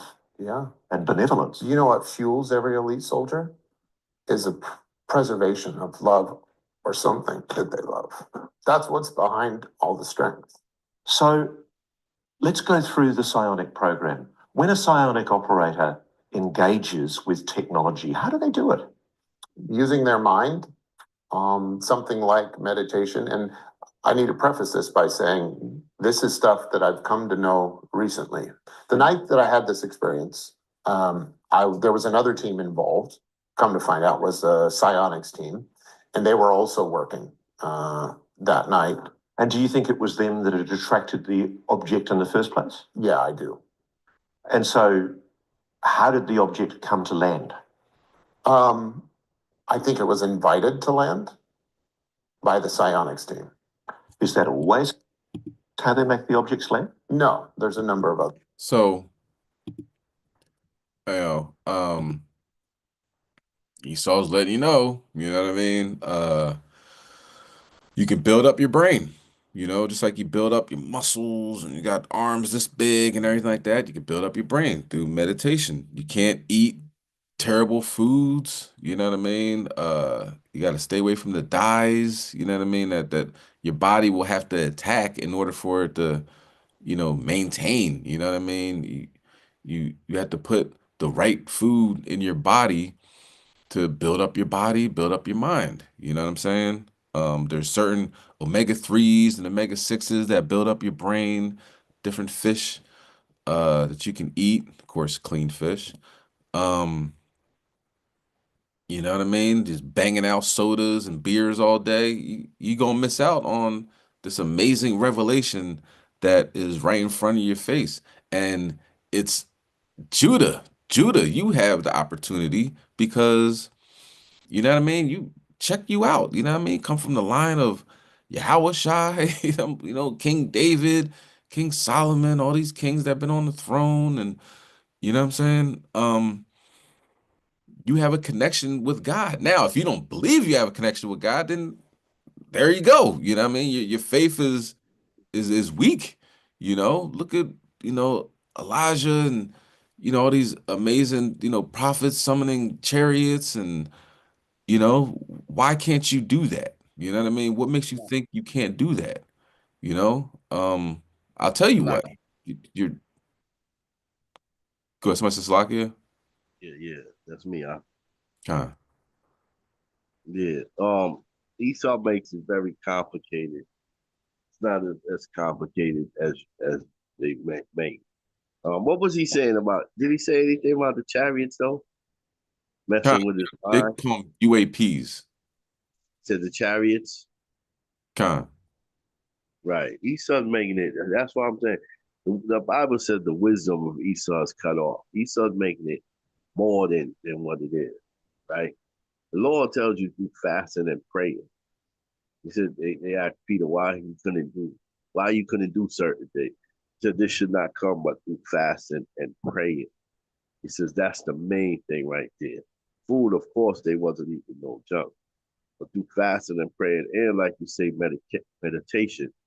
But the prophets, when you look at the prophets, a lot of the prophets, they got away from the people. And even if you look at Yahweh Shai, he went into the woods, he went into the forest, he went different places away from the people, right? Because the distraction of the people is messing you up, right? So he was able to get away and meditate and pray hard. So he prayed till the sweat came down his eyebrow, right? That's the level. That's what it is. Esau will make it complicated with this, and you got to go into that. And it's how dedicated and self disciplined you are, cutting off certain things if you want to get to that spiritual level. Like you say, maybe food, maybe you do a fast for 20 days of just juicing, right? And you're praying and you're meditating and you're doing that type of stuff on a daily basis. That is the way that the Lord told us to get to Him, right? That is the complete way. Self-discipline, not being distracted by all this outside thing, and that is the way. Esau will sit down there and give a whole story about his scientists and all of that and make things complicated. Because remember, Esau doesn't know. We look at Esau a lot of times like he doesn't know a lot, man. He's cut off from a lot. When it comes to spiritualness, Esau is not a spiritual man. It's not in it. His spirit ain't right. Bible says the soul within him is not right. So he's going to tell you all this stuff to try to get to the Most High or whatever he's trying to do outside.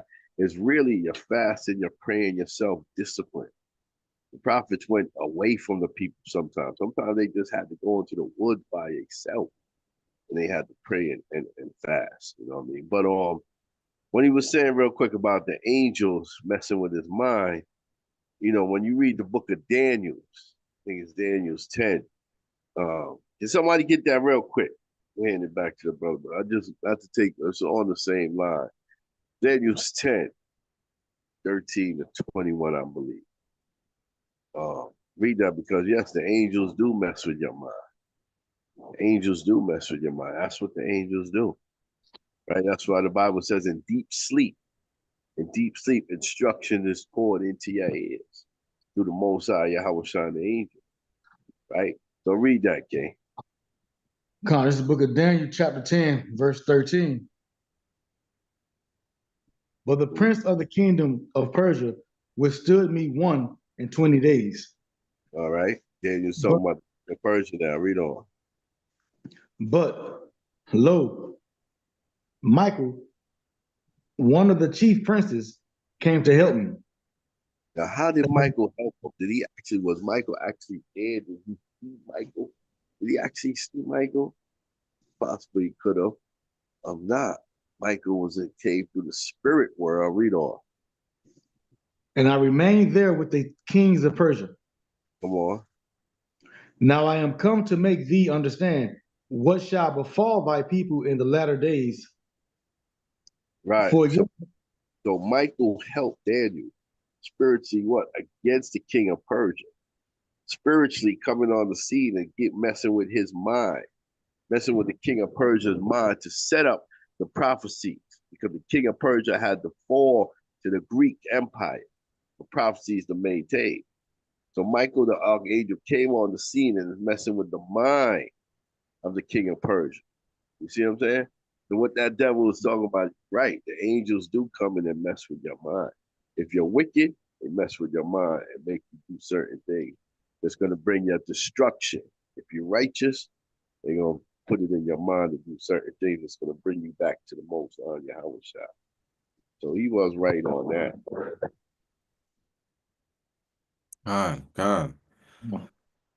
Yeah, and I wanted to play that with Esau because, like, say we make a video, right? Make a video saying the blacks, Hispanics, and Native Americans are the real Jews according to the Bible, and then it might get like 20 views in 3 years, maybe a couple thumbs up. Hey, if you're on YouTube right now, can you give me a thumbs up? Helps the algorithm. But uh But when Esau says it, you know what I mean? Oh, I just found out that the blacks, Hispanics, Native Americans are the real Jews according to the Bible.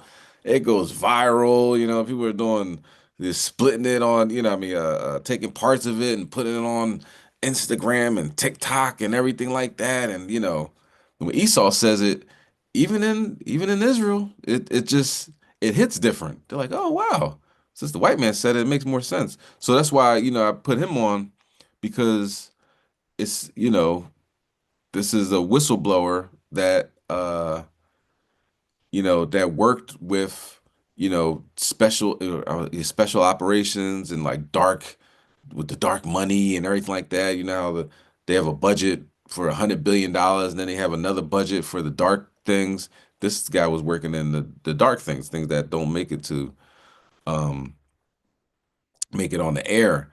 And you know, hopefully it started to make more sense. You know what I mean? We're it. If Daniel could do it, how come you can't do it? You know what I'm saying? Oh, well, I'm not Daniel. Well, um, you're in that realm. You know what I'm saying? You're not far away from what the things that Daniel was doing. You aiming to please the Most High. You know, you you putting your best foot forward. You know what I'm saying? Now, if you gotta have patience though. You know what I mean? And don't do it for the wrong reasons. You want to go viral.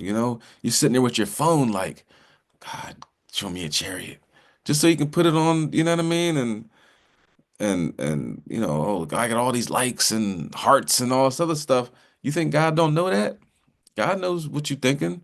So, don't do it for the wrong reasons. You know what I'm saying? Um, Fight back. Look what's happening to the 10 tribes. They're putting Guantanamo Bay.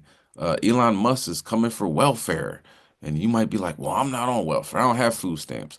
But you might be in a neighborhood where 50% of the people on your block do. So what happens when people don't eat? You know what I mean? We're behind the eight ball in that sense. You know what I'm saying? So put your best foot forward, pray to the Most High God, meditate, hear His word, look at the synchronicities that happen all around you, and you like, dang, it's almost like God heard me. I got news for you. You found the law, statutes, commandments to your best ability. He does hear you, but you just got to be patient. Don't, um, you'd be like Job's wife, curse God and die. You know what I mean? God, can you show me a chariot? 10 minutes later, God, you ain't nothing. Da da da da da. Da. You know what I mean? You start going off and saying, blasphemous stuff, then maybe it's not for you if you don't have that patience to wait on on your maker. Okay. But this is a reality, it's happening, and I believe everybody at HOI should get involved. You know what I'm saying? If on the YouTube Sirach 20 and 6, I made about 8 or 9 different meditations just for Israel. It's for y'all. You know what I mean? Check it out. It's in a playlist called Next Level is Now. I had the playlist for a while. I said next level is 2024. Next level is 2023. You know what I mean? If you start paying attention to the classes I make, this is years I've been talking about pretty much the same thing. You know what I mean? And now Esau said it, so hopefully, bam, we can get past the stigma and realize how important we are and what we should be doing in order to fight for our kingdom. Okay, let's see, where are we now? Idol worship. Let's go to John. I got 2 more videos. And the last one, we're not going to watch the whole thing. It's lengthy, but it needs to be said before we go. Let's go to John chapter 4 and verse 23. Eagles won the Super Bowl. I don't know if anybody paid attention to that, but destroyed Mahone and them. Patrick Mahone, and had a parade. What happened at the parade? Let's talk about it. Let's go to John chapter 4. Man got a white woman, huh? What happened? You know that, right? What's that? The running back for the Eagles got a white woman. Was they call him Barkley, or he used to play for the Giants? Khan. Woman. Khan. Yeah, he got himself and they looked at her tweets, and she was saying nigga, nigga, nigga, nigga, nigga, nigga, nigga. So that came out right before the game. you know. Let's bring that out. John chapter 4, verse 23. This is the book of John, chapter 4, verse 23. But the hour cometh, and now is, when the true worshipers shall worship the Father in spirit and in truth. For the Father seeketh Go such. ahead. Sorry, Saki, go ahead. Sorry, can you read that last part again? Sorry, I started talking. God. For the Father seeketh such to worship him. So, you know, we got to worship the Most High in spirit and in truth. Let's get Exodus 20 and verse 3. You know what I mean? It's very important. So, 1 foot in, 1 foot out doesn't work in this thing. You know what I mean? You got to be all in. This has to be your mind state 24/7, 365. You know? Does that mean don't do anything else in life? No, but you do things, you know, with the Most High in mind. You know what I mean? You fall off, fall back on. Let's go. Let's bring that out. Exodus, King. This is the book of Exodus, chapter 20, verse 3. Thou shalt have no other gods before me. Hey, what about the Lombardi trophy though? Right? You gotta, hey, let me get that Lombardi. Mwah, kissing the Lombardi trophy. Give a hug to the Lombardi trophy. Hey, give me a picture with the Lombardi trophy. You know what I mean? It's an idol. That is a certified idol. People are on these floats and these parades, and there's all type of confetti and music and people cheering and stuff, and they're holding up this idol, the Lombardi trophy, and a whole bunch of black folks was out there holding up that, taking pictures, with the Lombardi trophy. And I can see my reflection in the Lombardi trophy. But if Lombardi was here, would he give you the time of day? Lombardi was them old school dudes. Hurry up, get off the field. Da, da, da. Yeah, I mean, I don't know. I didn't do my research on the guy, but you know, Esau looks like you know, he could be a racist. You know what I'm saying? They had no black quarterbacks back then. Somebody said, oh, he wants to be a black quarterback. Darky can't be a black quarterback. That's what he sound like he will say. All right, let's go to verse 4. Verse 4. Thou shalt not make unto thee any graven image, or any likeness of anything that is in heaven above, or that is in the earth beneath, or that is in the water under the earth. No graven images. Go ahead, verse 5. Thou shalt not bow down thyself to them, nor serve them. For I, the Lord thy God, am a jealous God, visiting the iniquity of the fathers upon the children, unto whom the third and fourth generation of them that hate me. That bloodline gonna get tapped. Don't play with God. All right, let's look at the next video. Everybody was having a good time. I didn't go. You know what I'm saying? I'm like, nah, I'm gonna pass. Hard pass. After 2020, if there's more than 100 people gathering in the city of Philadelphia, and it's not like we had the Passover or anything righteous, somebody's going to get shot. That's just what it is. You know what I'm saying? Wasn't a question of if it was going to happen. It was going to be how many people it was going to happen. And we got our answer yesterday. All over the place, up and down the parade route, the art museum, public transit stations, across the area, getting you ready for all you need to know. Right, let's head out to our Steve Keeley, who has been out with fans all day long. Oh, what's it looking like where you are, Steve? Well, look, they're taking the speakers down right now across from us on Logan Circle. Sorry, Mark, for this.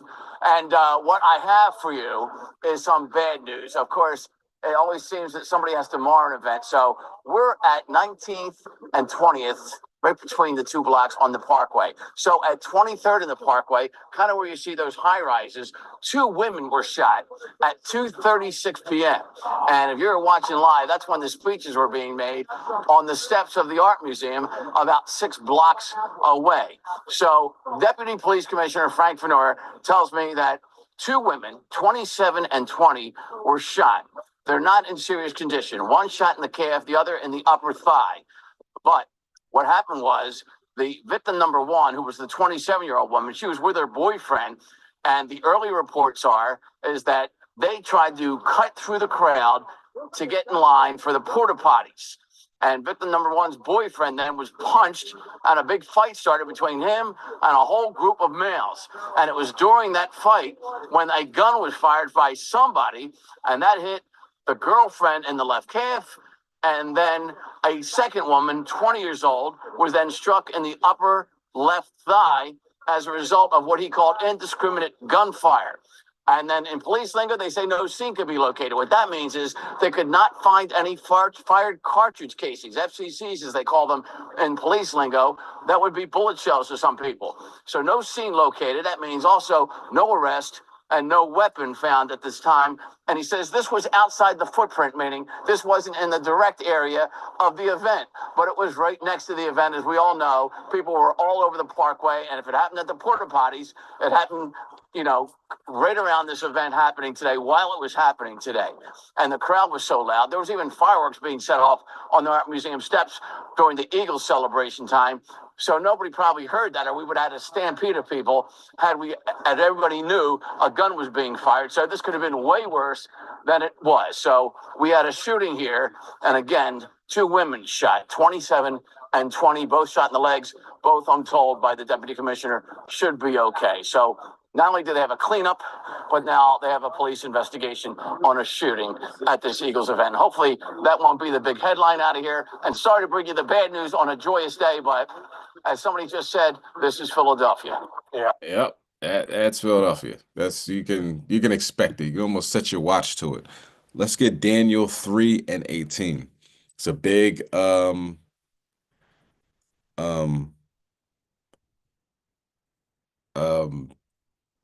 Muslim city, you know what I'm saying? Muslim and Christian. You look at somebody that's an Israelite and like that guy is weird. But these things just keep on happening and people, just not kind of making the connection. And it is what it is. Let's go to Daniel 3 and 18. This is the book of Daniel, chapter 3 and verse 18. But if not, be it known to thee, O king, that we will not serve thy gods, nor worship the golden image which thou hast set up. Not worshiping these guys. You know what I mean? It's nice to watch some football, a little action. You got warriors battling it out. You know what I'm saying? But when it becomes an idol, when, it could ruin your day, you know what I mean? I remember them days, it'll ruin your, the week. You lose on Sunday, you got to go to work Monday angry and upset. And, start realizing, hold up, they're not paying my bills. What am I worried about? But that's, Philly's, like a diehard sports team, especially with the Eagles. But you will die hard. You know what I'm saying? Most high, you will get shot, going to events where, a lot of people around you have no what's the word? Have no intention of serving God. Okay. It's a dangerous spot. So let's get Isaiah 26 and 20.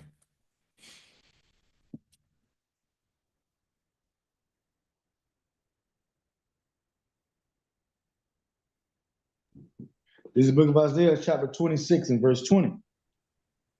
Come, my people, enter thou into thy chambers, and shut thy doors about thee. Hide thyself as it were for a little moment, until the indignation be overpassed. That's just too much going on to be hanging out with a million people that none of them follow the law, statutes, commandments of God, or at least very little. Do you know what I'm saying? Doesn't look appealing to me. A lot of people that never post on anything, related to upliftment of the people, doing the right thing, you know what I mean, following the laws of God or anything of any substance. Right? Not even we'll leave out the scriptures and all that, anything of any substance. But this week, the Eagles this, the Eagles that, I'm going down to the parkway, I'm going to stand the third. Like, if You know, Trayvon got shot, it was crickets, or you know what I mean? When George Floyd had a knee on his neck, you know, no post, you know, but when the Eagles win the Super Bowl, it is just the timeline is just filled up. It's unfortunate, and knowing that that's the crowd that's gonna be down there, I respectfully decline. And people got shot down there. Okay, let's go to and go to Ezekiel 2:22 through 24. We had to get that. Closing out in a little bit. Just want to watch this last video. Let's go to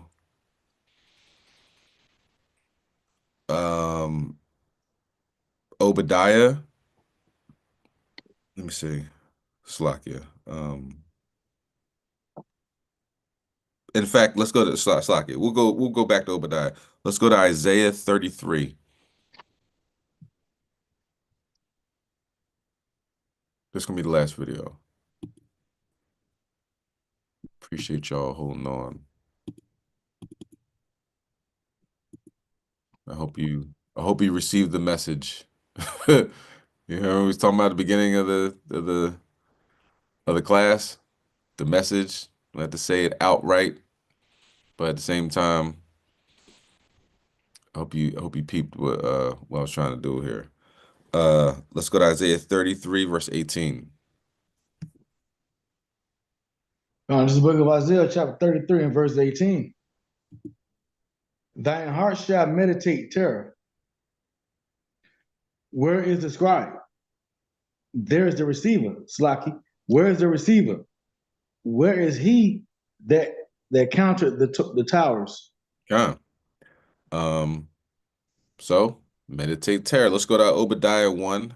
Obviously, I'm saying that. Verse 15, and hold that. We'll come back. Slack it. Let me get back. When I was a cadet, what's the cadet motto at West Point? You will not lie, cheat, or steal, or tolerate those who do. I was the CIA director. We lied, we cheated, we stole. The CIA's secret mind control experiments are back in the spot. Top secret torture Those reports. allegations that the program was some sort of rogue operation. I'm not So keep in mind, this is what they did to us in hospitals and in jails, schools, any type of government institution. They took full advantage of that and implemented all these different techniques to destroy us. Okay, so when I say meditate terror, we have to put that towards them. Meditate terror towards them. Ask the Most High to destroy them.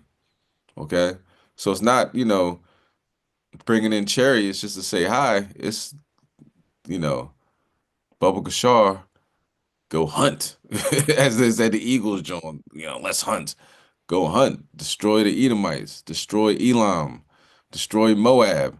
And it, you know, can go with different, you know, situations in your life. You know, Moab cut you off in the car. Instead of pulling out a gun and shooting them, you go home and pray, meditate, fast, ask the Most High to get him out of there. And then, you know, be patient. But, you know, you watch the news and all of a sudden there's a fire in Chinatown.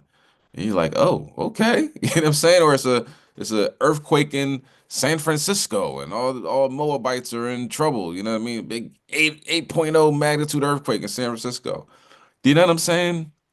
That's the move. And that's what we should be doing. So let's continue. And let's watch what they do to us. And we got to have some way to combat that. And that's it. Go into the Most High God. sure that we can trust our government. Everything that the CIA has told us has been a lie. And it doesn't matter who's in the White House. I'll never apologize for the United States of America. Ever. I don't care what the facts are.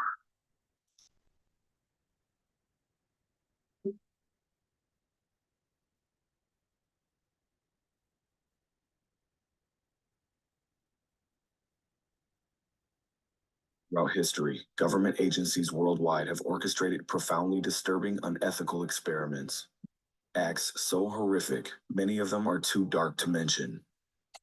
Hidden from the public eye, these classified government programs pushed human beings beyond the limits of suffering. Most of these dark chapters remain buried under layers of classified files and sealed documents. But sometimes, secret projects become declassified. One of the most infamous of these covert operations was the CIA's Project MKUltra. The program only came to light due to a crucial oversight during a massive 1973 purge ordered by CIA Director Richard Helms, who sought to destroy most of the project's records. However, 20,000 documents were overlooked, providing the public with a glimpse into the horrific experiments carried out under MKUltra. It was a human experimentation program cloaked in secrecy and laced with the pursuit of mind control at any cost. Under the guise of research, MKUltra operatives subjected unwitting individuals to psychological torment and physical suffering.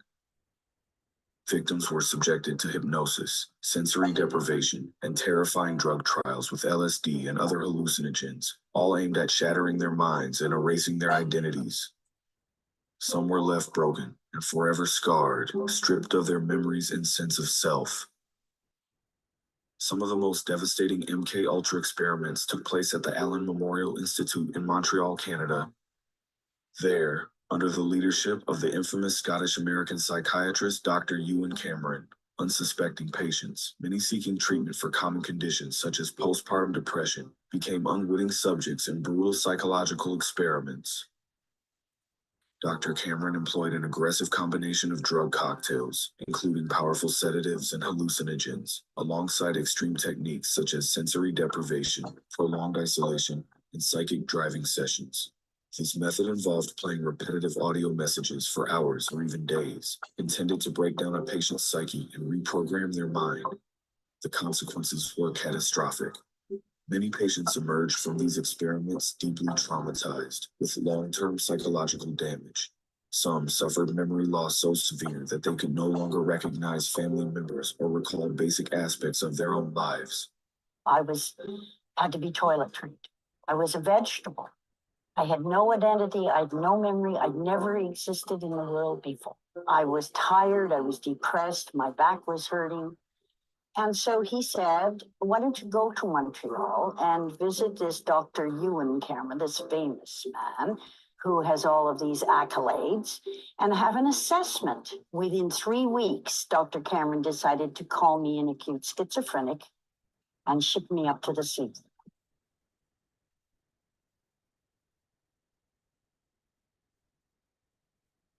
One of the few reasons Project MKUltra was ever declassified was because of a man named Frank Olson. In 1975, the Rockefeller Commission publicly released findings from its investigation into the CIA's activities. Among its revelations was the story of a scientist employed by the Department of the Navy who had been unknowingly dosed with LSD as part of a CIA experiment. The news of this case reached the Olson family just days after the New York Times and Washington Post reported on it. The government confirmed the scientist's identity as Frank Olson, and just 10 days later, the Olson family was invited to the White House, where President Gerald Ford formally apologized. The CIA's director at the time also issued an apology, acknowledging that Olson's death was wrongful. The U.S. government offered his family a $750,000 settlement on the condition they would not sue, and the Olsons accepted the offer. Alice Olson had rarely spoken about her husband's work or the mysterious circumstances of his death. Frank's children, now adults in their 20s and 30s, had always known their father was a scientist, but they never knew he was working for the CIA. Alice herself had only a limited understanding of Frank's work. She knew he played a significant role in government research and had grown increasingly distressed as time went on. Shortly before his death, Frank called his wife and told her he had made a terrible mistake, a hint of the burdens he was carrying. But for his children, this information was entirely new. He felt that he had done something terribly wrong, and he told my mother that he had done something wrong, but he couldn't tell her what. And she asked him whether or not he had broken security, and he indicated that he would never do such a thing, but he felt that he had done something terribly wrong. During World War II, Frank Olson was among the first Army scientists assigned to the top-secret biological warfare lab at Fort Detrick, Maryland. He specialized in aerosolizing live biological agents for weaponization, effectively making him a pioneer in the development of dangerous biological weapons. After the war, Frank Olson continued his work for the CIA as a civilian. He was the lead scientist for Operation Harness, a program that involved exposing animals and insects in the Caribbean to deadly pathogens like anthrax, tularemia, and brucella.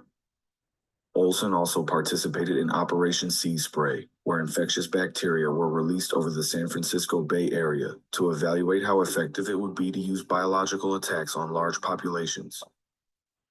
As his career advanced within the CIA, his work took him to Fort Terry, a secret research site on Plum Island, which could only be accessed by boat or air. There, scientists developed toxic weapons disguised as innocuous objects such as anthrax aerosol canisters, disguised as air freshener, and gas-emitting cigarette lighters. All of this was illegal under the 1925 Geneva Conventions, which banned biological and chemical warfare. In 1953, Frank Olson made the decision to step down from his role as chief of the Special Operations Division, stating the intense stress from his job was causing him health issues.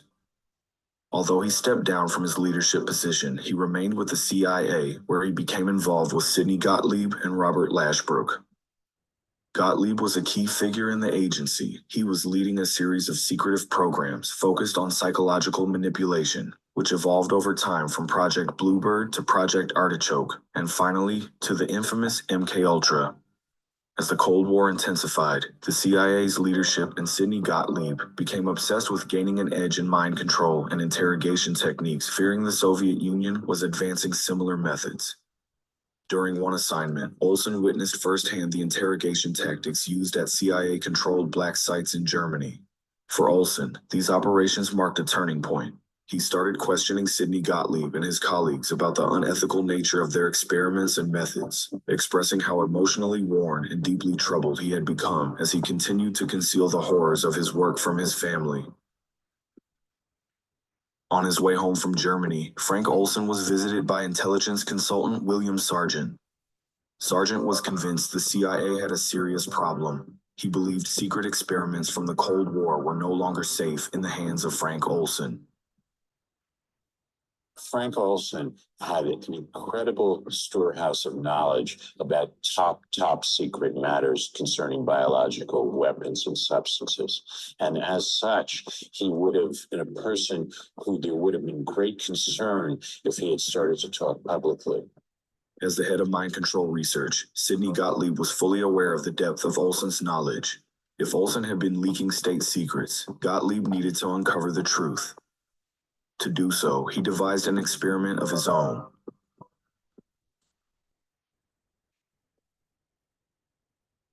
On November 18, 1953, Frank Olson joined a retreat organized by Sidney Gottlieb at a cabin near Deep Creek Lake, an event routinely held for CIA scientists and staff. Olson and 10 other scientists participated, spending the first day relaxing at the cabin. On the second day after dinner, the group gathered for drinks. Robert Lashbrook, Gottlieb's assistant, poured everyone a glass of alcohol. About 20 minutes later, Gottlieb casually asked if anyone felt strange. When several admitted they did, he revealed the drinks had been spiked with a large dose of LSD. His unorthodox test was part of an effort to evaluate the scientist's ability to keep secrets while under the influence of a so-called truth serum. Olson, shocked and furious at being an unwitting test subject, submitted his resignation a few days later. However, he was convinced by Gottlieb to stay and advised to consult a psychiatrist to address his stress and the lingering effects of the drug. Olson agreed, and Robert Lashbrook drove him to New York to meet Dr. Harold Abramson. Dr. Abramson was an allergist working for the CIA, posing as a psychiatrist without Frank's knowledge. After a few sessions, Abramson persuaded Frank to admit himself to a hospital for rest and recovery from stress. Frank agreed, viewing it as an opportunity to take a much-needed break. That evening, Frank and Lashbrook checked in a room 1018A at the Statler Hotel. Frank called his wife and was cheerful about finally getting a chance to step away from work. He said to her, "I'll see you tomorrow. Good night," and hung up the phone. He and Lashbrook watched a little bit of TV and then went off to bed. But strangely enough, at 2:30 a.m., he was found dead on the sidewalk outside the hotel after falling from his 13th floor window. When the police arrived at the scene, they went up to the hotel room and found Robert Lashbrook sitting in the bathroom. When questioned, Lashbrook claimed he had been asleep and was startled awake by the sound of shattering glass. He said he looked out the window and saw Frank's body on the sidewalk below.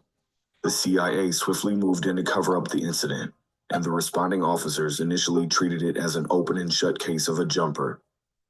However, the night manager of the hotel, Armand Pastore, had details that raised questions. Pastore checked with the hotel operator to see if any outgoing calls were made from the room. The operator confirmed that a call had been made just minutes earlier. Because the hotel's phone system ran through a switchboard, she overheard the conversation. Lashbrook had dialed a number on Long Island belonging to Dr. Harold Abramson.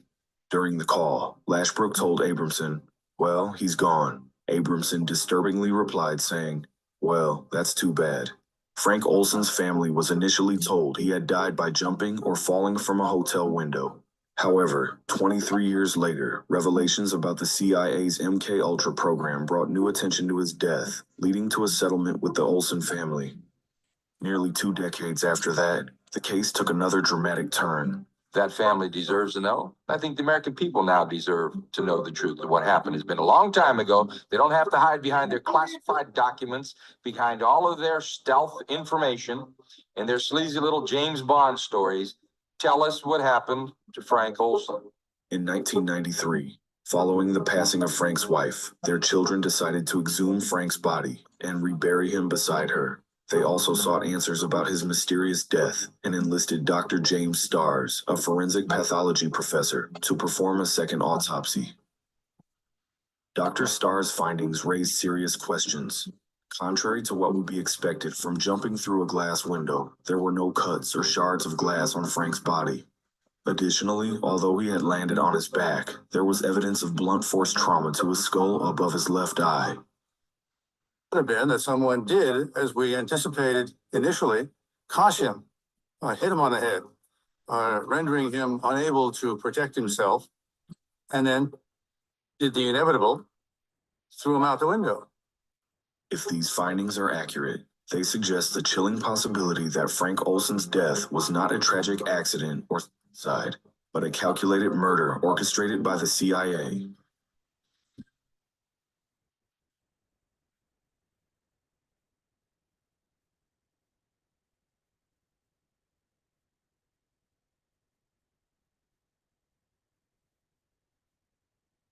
In November 2012, Frank Olson's son, Eric Olson, filed another lawsuit against the CIA, seeking justice for his father's death.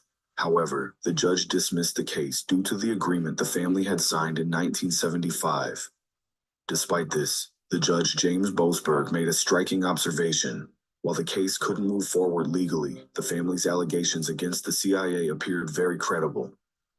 Unable to pursue justice in court, the Olson brothers turned to the media, publicly accusing the CIA of murdering their father and orchestrating a cover-up. They also shared revealing evidence, including documents from 1954, just months after Olson's death. These documents showed that the CIA reached an agreement with the Department of Justice, granting the agency diplomatic immunity, even for serious crimes such as murder. Okay, so you can watch the rest of it, you know what I mean? It's 15 minutes left. And realize that they were doing this to each other. Imagine what they were doing to Jake. They sprayed did sprayings over St. Louis, messed up people. They I believe in New York, they released some chemical, messed people up. So the things that Esau has done to us and in jails, Holmesburg prison experiments, you can see that in Philadelphia, stuff that they've done to us, we're going to do to them.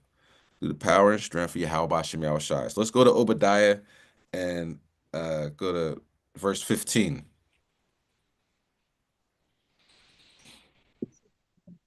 This is the book of Obadiah, verse 15. For the day of the Lord is near upon all the heathen, as thou hast done. It shall be done to thee. Thy reward shall return upon thy own head. Go ahead. For as ye have drunk upon many holy mountains, Slaki, verse 16. For as ye have drunk upon my holy mountain, so shall all the heathen drink continually. Yea, they shall drink, and they shall swallow down, and they shall be as though they had not been. So they're going to get that affliction that they gave to us. What type of affliction would that be? Let's go to Revelation 18 and verse 5. You look at Revelation chapter 18 and verse 5. For her sins have reached up unto heaven, and God hath remembered her iniquities. Go ahead. Reward her even as she rewarded you, and double unto her, double according to her works. And the cup which she hath filled to her double. They're going to drink that cup of affliction double. Now let's go to verse 7.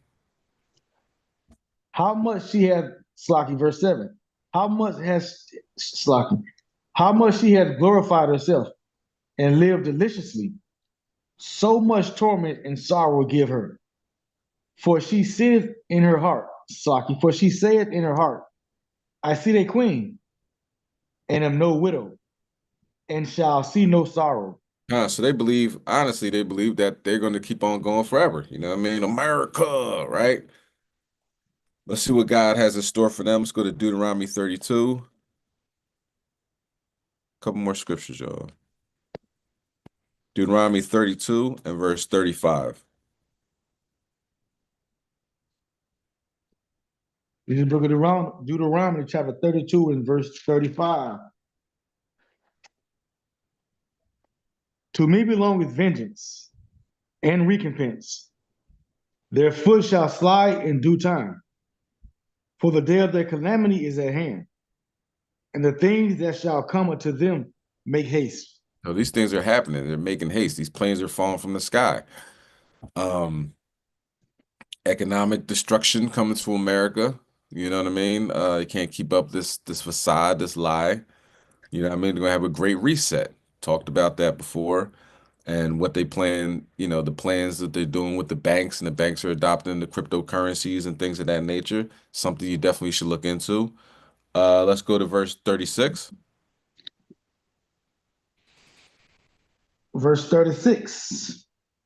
For the Lord shall judge his people and repent himself for his servants when he sees that their power is gone and there is none shut up or left. So it's, you know, the Most High is bringing, you know, we don't have any, you know, what can we do to fight against this? Let's go to Revelation chapter 8, and we'll start verse 3.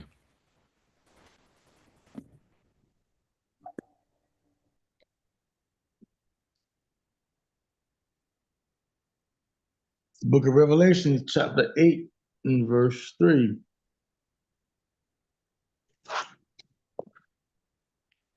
And another angel came and stood at the altar, having a golden censer. And there was given unto him much incense, that he should offer it with the prayers of all saints upon the golden altar which was before the throne. Go ahead. And the smoke of the incense which came with the prayers of the saints ascended up before God out of the angel's hand. You know, it's the real up in smoke. You know, the Most High is blowing up planes, trains, and automobiles. And what are we doing? Lighting some incense and praying to the Most High God. Go ahead. And the angel took the censer and filled it with fire of the altar and cast it into the earth. And there were voices and thunderings and lightnings and an earthquake. An earthquake, all right? So, you know, maybe a big earthquake will be coming soon. You know, see, Greece ain't looking too good. Greece is shaking like a leaf. They had to get out of Dodge. They're jumping on planes, trains, and automobiles. Well, actually, planes and boats because they can't drive off islands. But yeah, what 2000 earthquakes since, you know, something crazy. And you know, the thing about it, instead of having that big, huge earthquake, all these small earthquakes, it's just like just destroying foundations. You know what I'm saying? The Most High is destroying this place. And then another big one, I'm sure. You know what I mean? The Cayman Islands had an 8.0 earthquake. Look, God is listening. You just gotta give him, you know, you gotta talk to him. You know, you gotta know how to talk to him and know how to listen and look at the synchronicities that happen around you and the messages from the Most High. It could be from another person. It could be audio, like you can actually hear it and nobody's there. You know what I mean? Now you're like, man, that sounds like schizophrenia.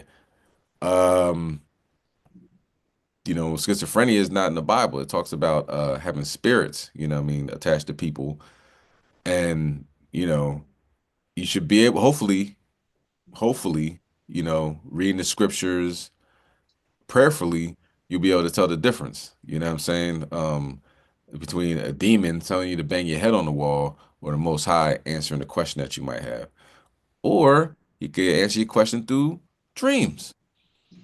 Um, but you gotta make moves towards getting away from all these chemicals that are in the toothpaste and um the water, the tap water, you know, being able to detox yourself, cleanse yourself out, eating the most healthiest food you can in this captivity, you know, all that stuff relates with focus, focusing on the message. If you can't focus for more than 3 minutes, you could possibly miss the message.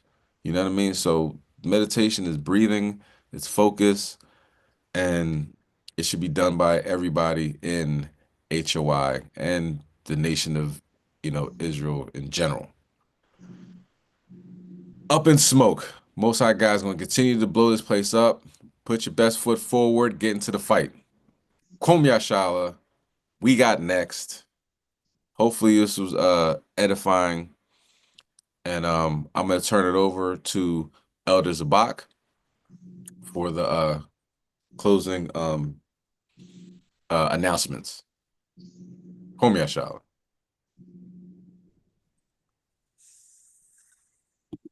Khan. Shema Mashiach Yahushai. Up in smoke. Right. Another great lesson, Ak. And good reading by Brother Shakanya. All praises. Great lesson as usual. And I didn't get it misconstrued, brother. I know exactly what you were saying. Kwam Yashala. All praises. So how's everybody doing? Good. Khan, give me a Khan 777. God. Khan, so listen. All right. We just gonna get right to it. The elephant in the room. It's crunch time, Passover. We need to lock this venue down. Israel, I know times is hard on the boulevard. All right, your change is strange. Hope you ain't doing nothing strange for no change, but we know it's tight. A lot of people's change is strange. It's crunch time, but we need them donations in ASAP. What you laughing at, Javira? Nah. Right, but I hope you ain't doing nothing strange for no change. But no folly. Excuse my voice, y'all. Teaching out in the damn blizzard last night. These young Chicago Warriors, HOI and Watchmen, they had the elder out there. But you need to get the donations in. Please, Bubba Quashar, Bubba Quashar, Bubba Quashar. Even if you give partial, because we need to pay these people off to lock the venue down. I came out here with a little bit of change from the kitty, but we need more. You know, money talks. So they doing a soft hold for us right now.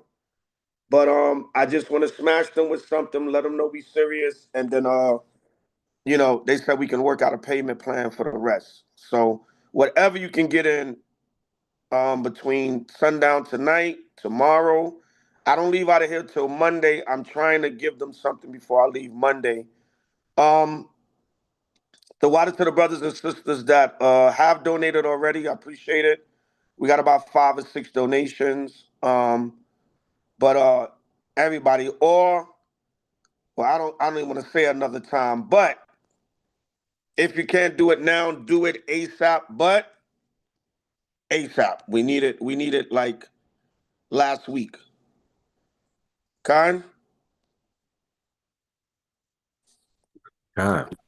Come. All right, now, Salakia, Elder. yeah, I'm gonna go off of YouTube. Salakia. okay.